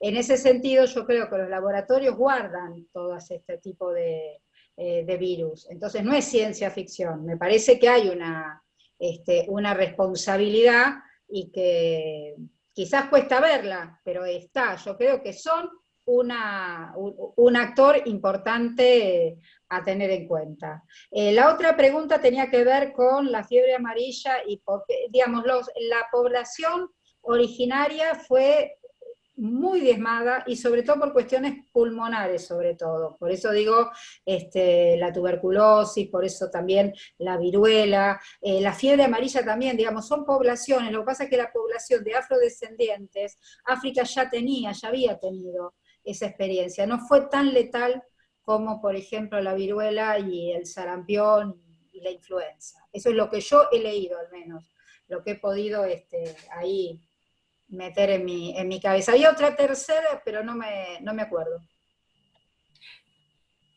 Había una que me parece que... El tema de la mercantilización. La mortalidad de los afrodescendientes. Ahí recordemos que la Argentina, para ese momento, está saliendo de la guerra contra el Paraguay, ¿sí? Y bueno, son todos factores que se van combinando. Realmente yo desconozco si hay cifras concretas, dudo muchísimo, pero que haya vinculación concreta de cantidad de muertos por causa de la fiebre amarilla. Pero bueno, son todos factores concurrentes en un momento muy particular de la historia argentina, ¿sí? Y quería recomendar un libro que acaba de salir, es un libro excelente de un joven historiador argentino, que se llama Morir en las grandes pestes, ¿sí? Es de Maximiliano Fique-Prom, ¿sí? Es brillante su libro, producto de una investigación de CONICET, un joven investigador argentino. Quiero remarcarlo porque está escrito de una forma muy ágil, muy amena, y es producto de una investigación enorme que él ha hecho, y me parece que si les interesa, yo dejé un artículo de él, que ustedes lo tienen disponible, Maximiliano Fique-Prom, pero si les interesa el libro que se llama Morir en las grandes pestes del siglo XXI, se los recomiendo porque les va a encantar y van a saber mucho mejor y ampliar sobre este tema. Hay un montón de preguntas, no llego a leerlas. Ahora yo se las voy pasando, no las tienen que leer ustedes, no se preocupen, nosotros me las están pasando. No, me preguntan también, es interesante, ¿no? Que digamos que si uno ve, ya hubo diversos adelantos a la pandemia, en distintas declaraciones, hay distintos videos en internet de distintos tipos de personajes, ONGs, hasta el presidente Obama o distintos empresarios que parecía que estuvieran adelantando lo que nos iba a suceder con la pandemia, y quería sobre ustedes una reflexión, si hubiera habido alguna manera de prevenirlo, o si habrá maneras de prevenir este tipo de sucesos posteriormente a que pasemos esta situación. Es difícil eso, porque, a ver, yo lo que creo que lo que podemos prevenir son determinadas características que como efecto de la globalización estamos teniendo. Por ejemplo, que haya un mercado en una zona tan hiperpoblada como Wuhan, que haya animales vivos muertos y no haya higiene, yo creo que es algo que eso se debió haber evitado. Eso hay posibilidades de evitarlo, ¿sí?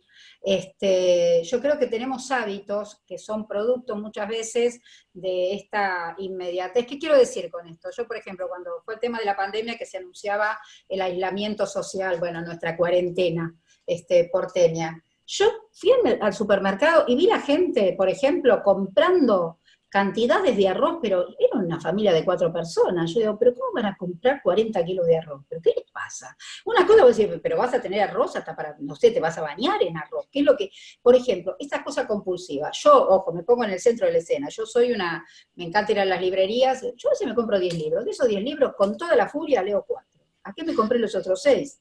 No sé. Uno va y se compra ropa y te compraron no sé cuánto. Digamos, somos una cultura consumista absolutamente desencajada, y que eso lleva, digamos, a un mercado que aparte también compulsivamente te lleva un montón de cosas, y la verdad que todo eso que hace que hoy uno pueda comer lo que se le dé la gana en cualquier momento si tiene plata para pagarlo, también nos lleva a Wuhan, nos lleva a ese mercado espantoso, nos lleva a que no tengamos conciencia, por ejemplo, yo digo, ¿qué debe pensar un tipo como Putin, o el presidente de China, o el presidente de la India? Debe pensar cada minuto de su vida cómo hace para darle de comer a tanta gente. Somos muchos en el planeta. Me parece que no tenemos idea y no podemos encajarnos en lo que significa tener que planificar e ir a una redistribución de lo que tenemos como bienes. No tenemos recursos infinitos para que coma toda la gente, y ahí digo yo por ejemplo estoy a favor del aborto, pero más allá de esta posición, yo creo que debemos seguir a una seria planificación de lo que significa nuestro desarrollo exponencial como especie en el mundo.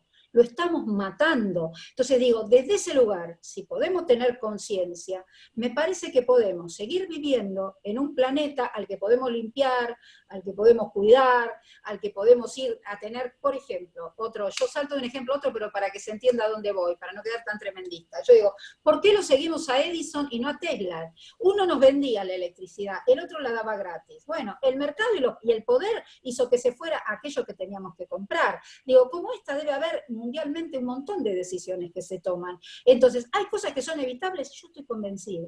Ahora, si seguimos poniendo el mercado, si seguimos poniendo esta cosa de que si tenés plata te doy, ahora los alquileres de vientre, con todos los chicos que hay para adoptar en el mundo, no. Vamos y ahora vamos a cosificar nuevamente el cuerpo de las mujeres, vamos a generar un mercado. A ver, ¿quiénes van a poner el vientre? Se lo digo yo, los pobres. ¿Quiénes van a comprar los chicos que se desarrollen en ese vientre? Las mujeres ricas. Vamos, paremos.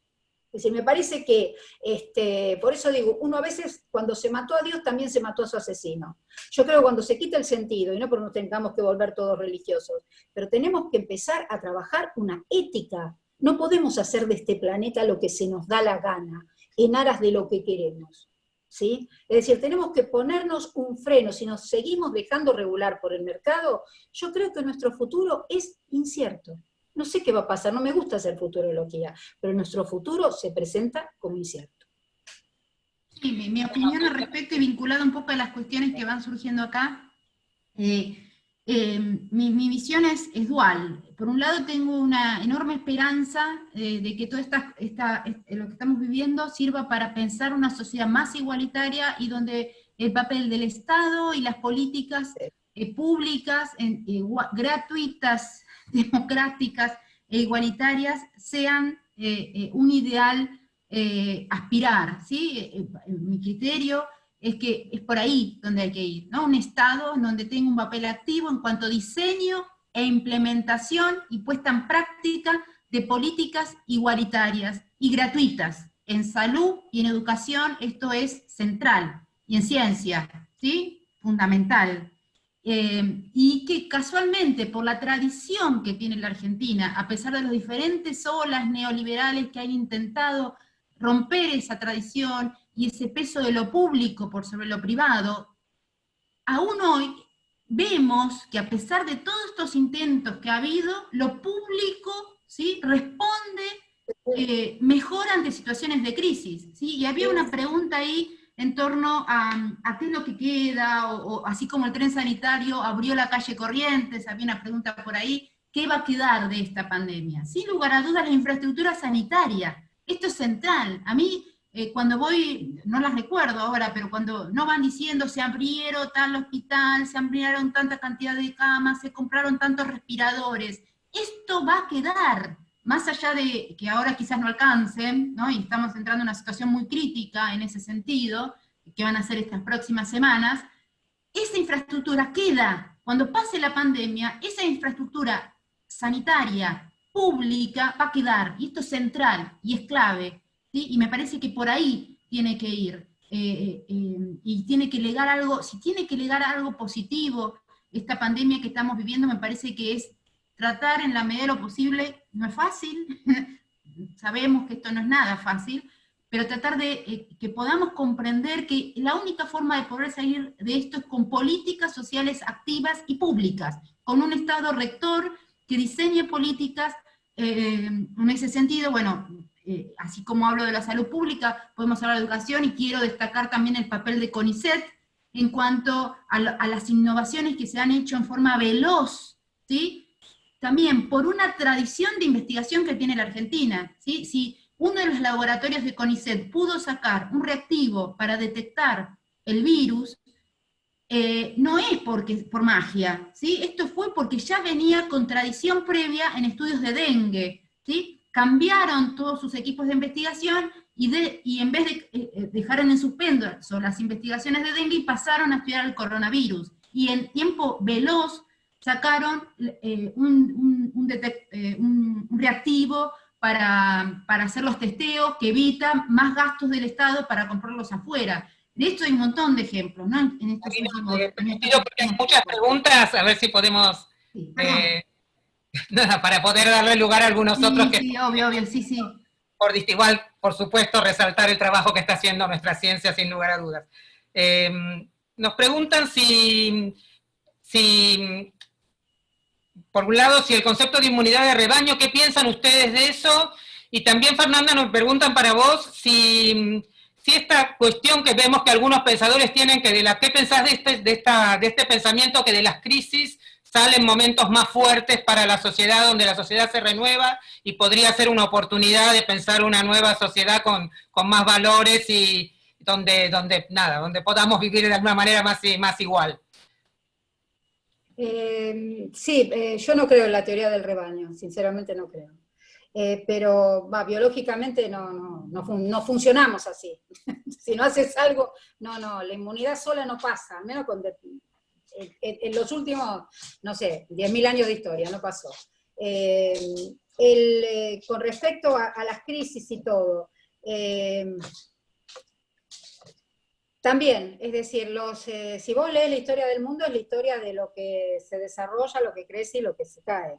Es decir, nada es para siempre. Si yo tuviera que decirle a un extraterrestre, ¿cuál es la experiencia del planeta Tierra? Y nada es para siempre. Si tuviera que, llamen mucho cuando les toca, porque nada es para siempre, o sea, sinceramente lo digo. Entonces, cuando a mí me dicen, no, porque de las crisis, me dan temor, ¿sabes qué? Porque tenemos una cosa muy judeocristiana de pensar que el dolor, por ejemplo, es un buen maestro, que la sangre que la letra con sangre entra, que si uno sufre mucho, pero después es como que yo te prometo el paraíso, que te diga, mira, la estamos pasando mal, pero ¿sabés qué bien salimos de esta? No es así. La historia lo que te demuestra es que a veces cuando estás mal vas peor. Es decir, que lo que podés hacer es detenerte y pensar y hacer cambios en lo que está pasando para poder ir mejor. Y así todo te puede seguir yendo peor, ¿sí? Porque hay cosas que no dependen de un cambio individual. Lo que sí le tengo mucha confianza es, por un lado, a nuestra capacidad de cultura como sujetos de la Tierra, que no nos hemos quedado quietos, y que hemos pensado siempre alguna solución, porque nosotros naturalmente y biológicamente somos muy débiles. No tenemos una piel gruesa para el frío, no tenemos una hiperadaptación a ningún medio. Lo único que nos salvó siempre fue nuestra capacidad para generar cultura y para observar. Y por otro lado, la sociabilidad y la cooperación. Yo creo que las culturas no se salvan los individuos solos. Yo no creo en la película de Hollywood que viene uno solo y no, eso no pasa. Entonces, me parece que en estas crisis, primero, si no hacemos algo, nos va a ir peor. Algo tenemos que hacer. Yo no sé si de las crisis se aprende, no sé si el dolor es necesario. A mí me parece que son evitables algunas cosas. Por ejemplo, te viene un tsunami, te viene algo, y mira, yo hoy discuto si no son las porquerías de experimentos que estamos haciendo en el mar los que generan todos esos desastres. Pero te podría decir, bueno, ¿qué vamos a hacer? Si es la Tierra, es la Tierra. Ahora, acá pasan cosas que tienen que ver con conductas nuestras. Yo pongo no porque me la agarre con China ahora, pero pongo ese mercado. Yo entiendo la necesidad de los chinos de comer cualquier cosa, pero, a ver, tenemos que trabajar sobre la cantidad de población, tenemos que tener políticas demográficas, tenemos que mirar, bueno, dónde tienen que estar instaladas determinadas cosas, y las costumbres culturales, miren, como hoy se hace una cosa, mañana se puede hacer otra. Esa es nuestra esencia. Nuestra esencia siempre ha sido, no aferrarnos a una única conducta, sino todo lo contrario, adaptarnos a lo que venga. Es decir, nuestra naturaleza ha sido pelear contra la naturaleza, contra todo lo que, digamos, afecta a nuestra vida, y el cambio y la cooperación. Yo creo que por ahí irían las conductas que nos pueden llegar a proteger. No creo que si te quedás quieto y que las crisis sirven y el sufrimiento, yo lo discuto, lo discuto. Bueno, muchas gracias, ahora la dejo a Claudia. La inmunidad de rebaño creo que es un mal uso político de una teoría científica, ¿sí? Es un uso malintencionado político con intereses económicos por detrás, de un funcionamiento del concepto de inmunidad, ¿sí? Que fracasó, evidentemente fracasó, se intentó, bueno, Inglaterra, Gran Bretaña es un ejemplo de eso, ¿no? Se intentó aplicar y el mismo Boris Johnson se enfermó, y a partir de ahí cambió rotundamente. Entonces, es un mal uso político, o sea, un uso intencional político de un concepto científico. Bien, bueno, muchas gracias. Les avisamos que hay muchas preguntas que les vamos a enviar a las expositoras por escrito para que después sean contestadas en el Patria Virtual. Así que para los del curso les avisamos eso. Bárbaro.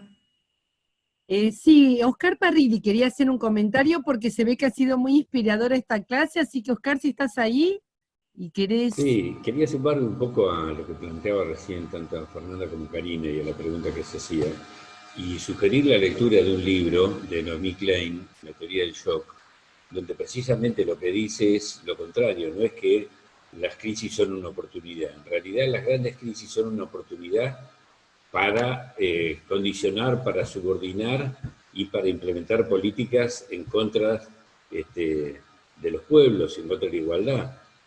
Ahí plantea, precisamente en este libro, es de la década del 90, y creo que fue después de ese gran catástrofe que hay en un estado del sur, en Estados Unidos, no sé si fue, no, Nevada no, pero no recuerdo el nombre, que hubo una inundación muy grande, que se inundó prácticamente toda esa comunidad. ¿Y qué es lo que ocurrió después de eso? Que ahí había un sistema de salud público que se privatizó, había un sistema de educación pública que se privatizó, es decir, es como que al revés, que a veces las sociedades y los pueblos, cuando se atacan los valores o las cuestiones fundamentales como es la vida, la existencia, baja su defensa, baja su reclamo y permite la implementación de políticas más neoliberales, más individualistas y en definitiva más en contra de la igualdad y de unas sociedades más justas y más equilibradas. Este es un libro de Naomi Klein, creo que el nombre es La teoría del shock, y bueno, para que los que les interesa este tema, les recomiendo que lo lean. A mí me parece, lo digo simplemente como una reflexión, la crisis puede salir para cualquier lado, depende de nosotros y cada uno lo que haga. Puede terminar siendo una claudicación de nuestras reivindicaciones o una potenciación de nuestras reivindicaciones. Bueno, no sé cómo será, yo sí sé para lo que voy a trabajar, en qué sector voy a estar y en qué línea voy a estar. Y me parece que esto es un poco lo que tenemos que, por lo menos desde el punto de vista político, desde el punto de vista ideológico, conceptual, es lo que nosotros tenemos que insistir. Y sobre todo, a los que tienen la responsabilidad de conducir el Estado.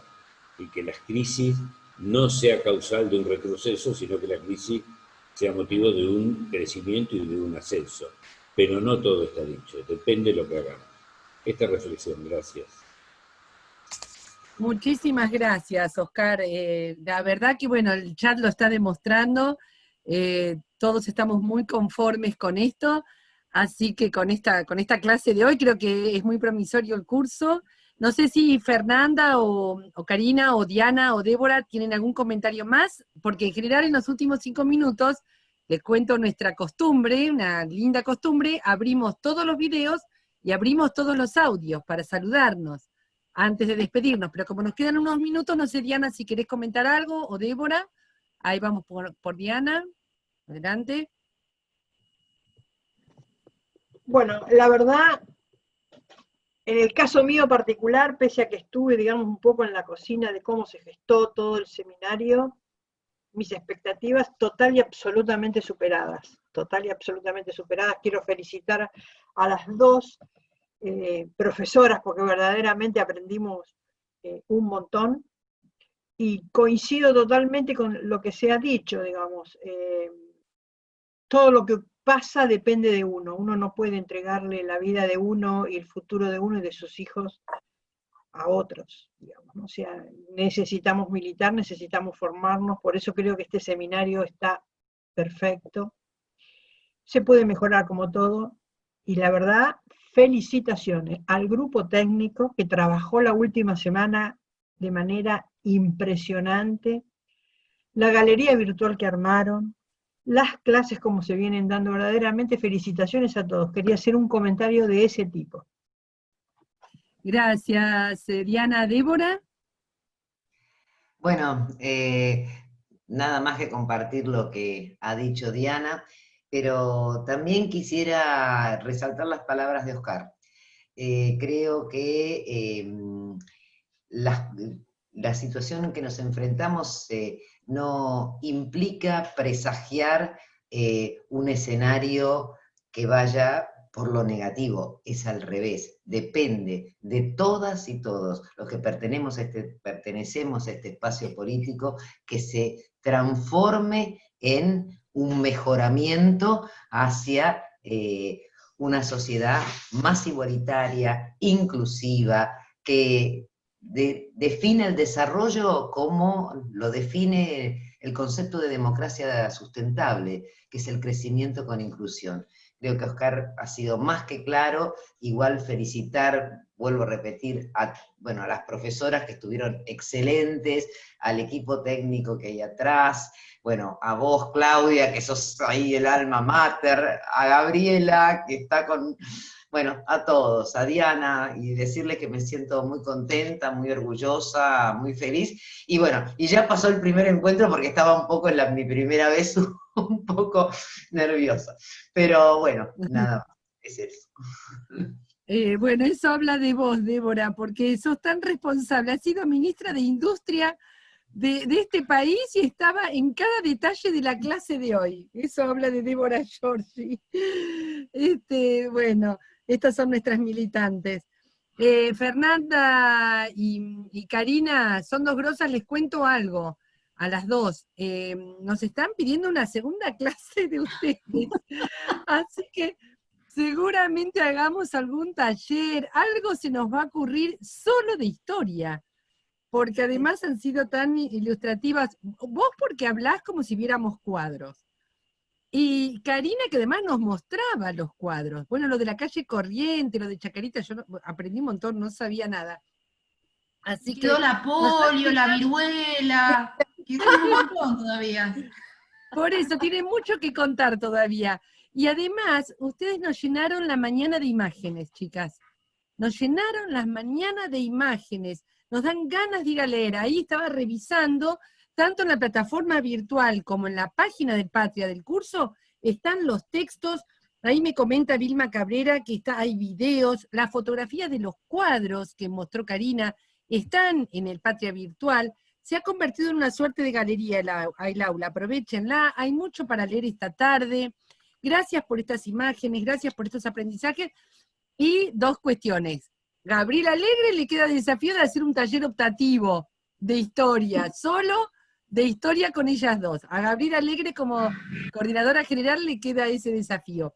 Y a Karina y a Fernanda les avisamos que durante la semana, Alejandro, Lorena y Gabriela les van a estar mandando las preguntas que no se pudieron responder para que ustedes a través de un audio o a través de un texto escrito las respondan y se suben a la plataforma del Patria. Dicho esto, salvo que, no sé, Gaby, Fernanda o Karina quieran decir algo más, si no, abrimos las pantallas y... ¿Hay algo más que quieran decir? Todo bien. ¿Todo bien? Bueno, muy bien. Habilitamos los audios, prendemos las pantallas, así saludamos a las profesoras, aunque haya bochinche y desorden. Adelante. No.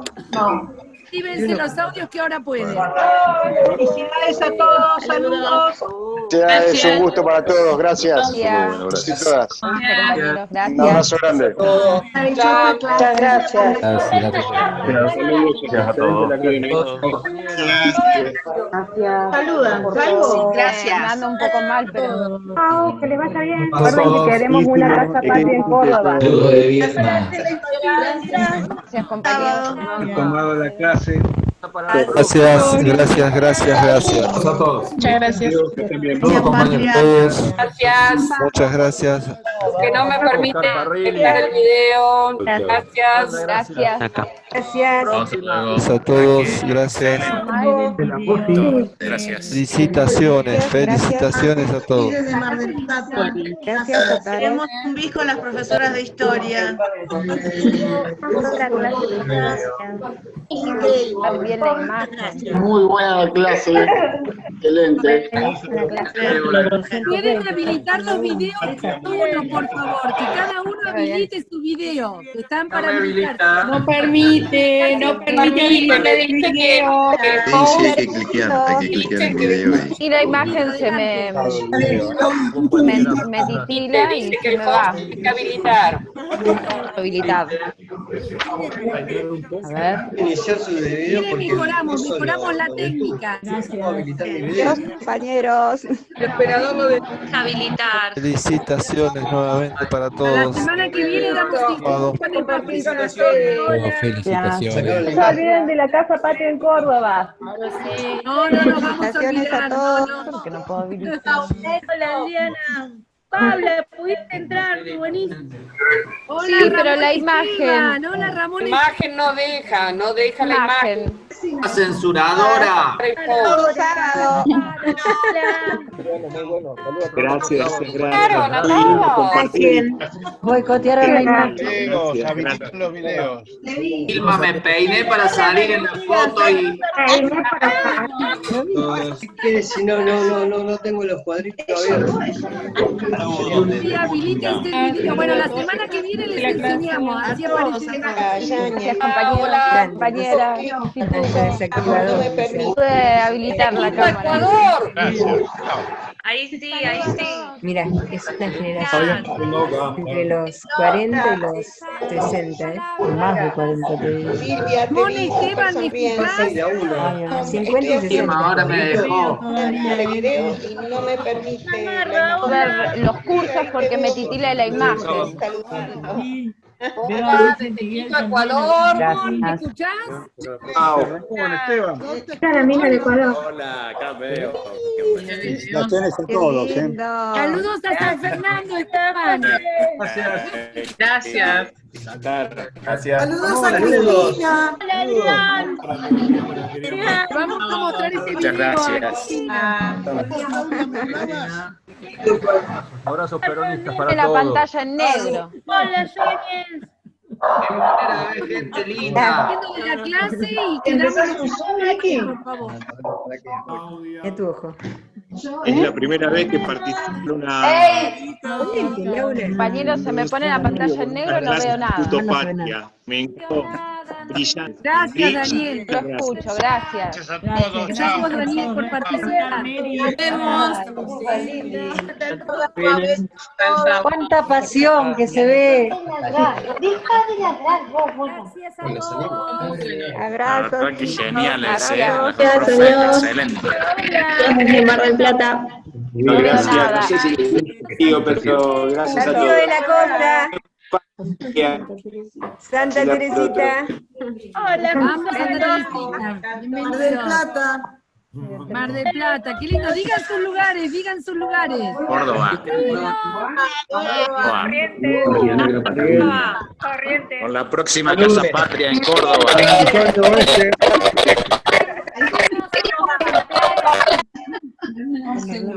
Santa Teresita. Desde Quito, Ecuador. Bueno, bienvenido desde Quito, Ecuador. Qué lindo. Venía de lejos. Hasta la victoria siempre. Recién le pudiste entrar, bien. Ahí te saludo. Bueno, vamos dejando el aula, nos vamos despidiendo, nos quedamos los colaboradores. Desde las sierras de Córdoba. No colaboradores, dijo. Somos los cordobeses. ¡Abrazos! Abrazo virtual. Chao. A cuidarse. Ahí destacaron al Cuidarse desde Moreno. Abrazo. silenciar. Ahí está. Muy bueno, muy enganchante. Esperando la Casa Patria. Muy linda la comunidad. Gracias. Esta es una comunidad patria, es así, muy linda comunidad. La entraremos cada sábado. No me veía. Claudia, por favor, el último autor que citó Parrilli. Qué oscura esta Naomi Klein. Tenés que tener una luz Ahí acá. lo anotamos. Naomi Klein. ¿Sabés que estaba Teoría del shock. Naomi Klein, sí, teoría del shock. Exacto.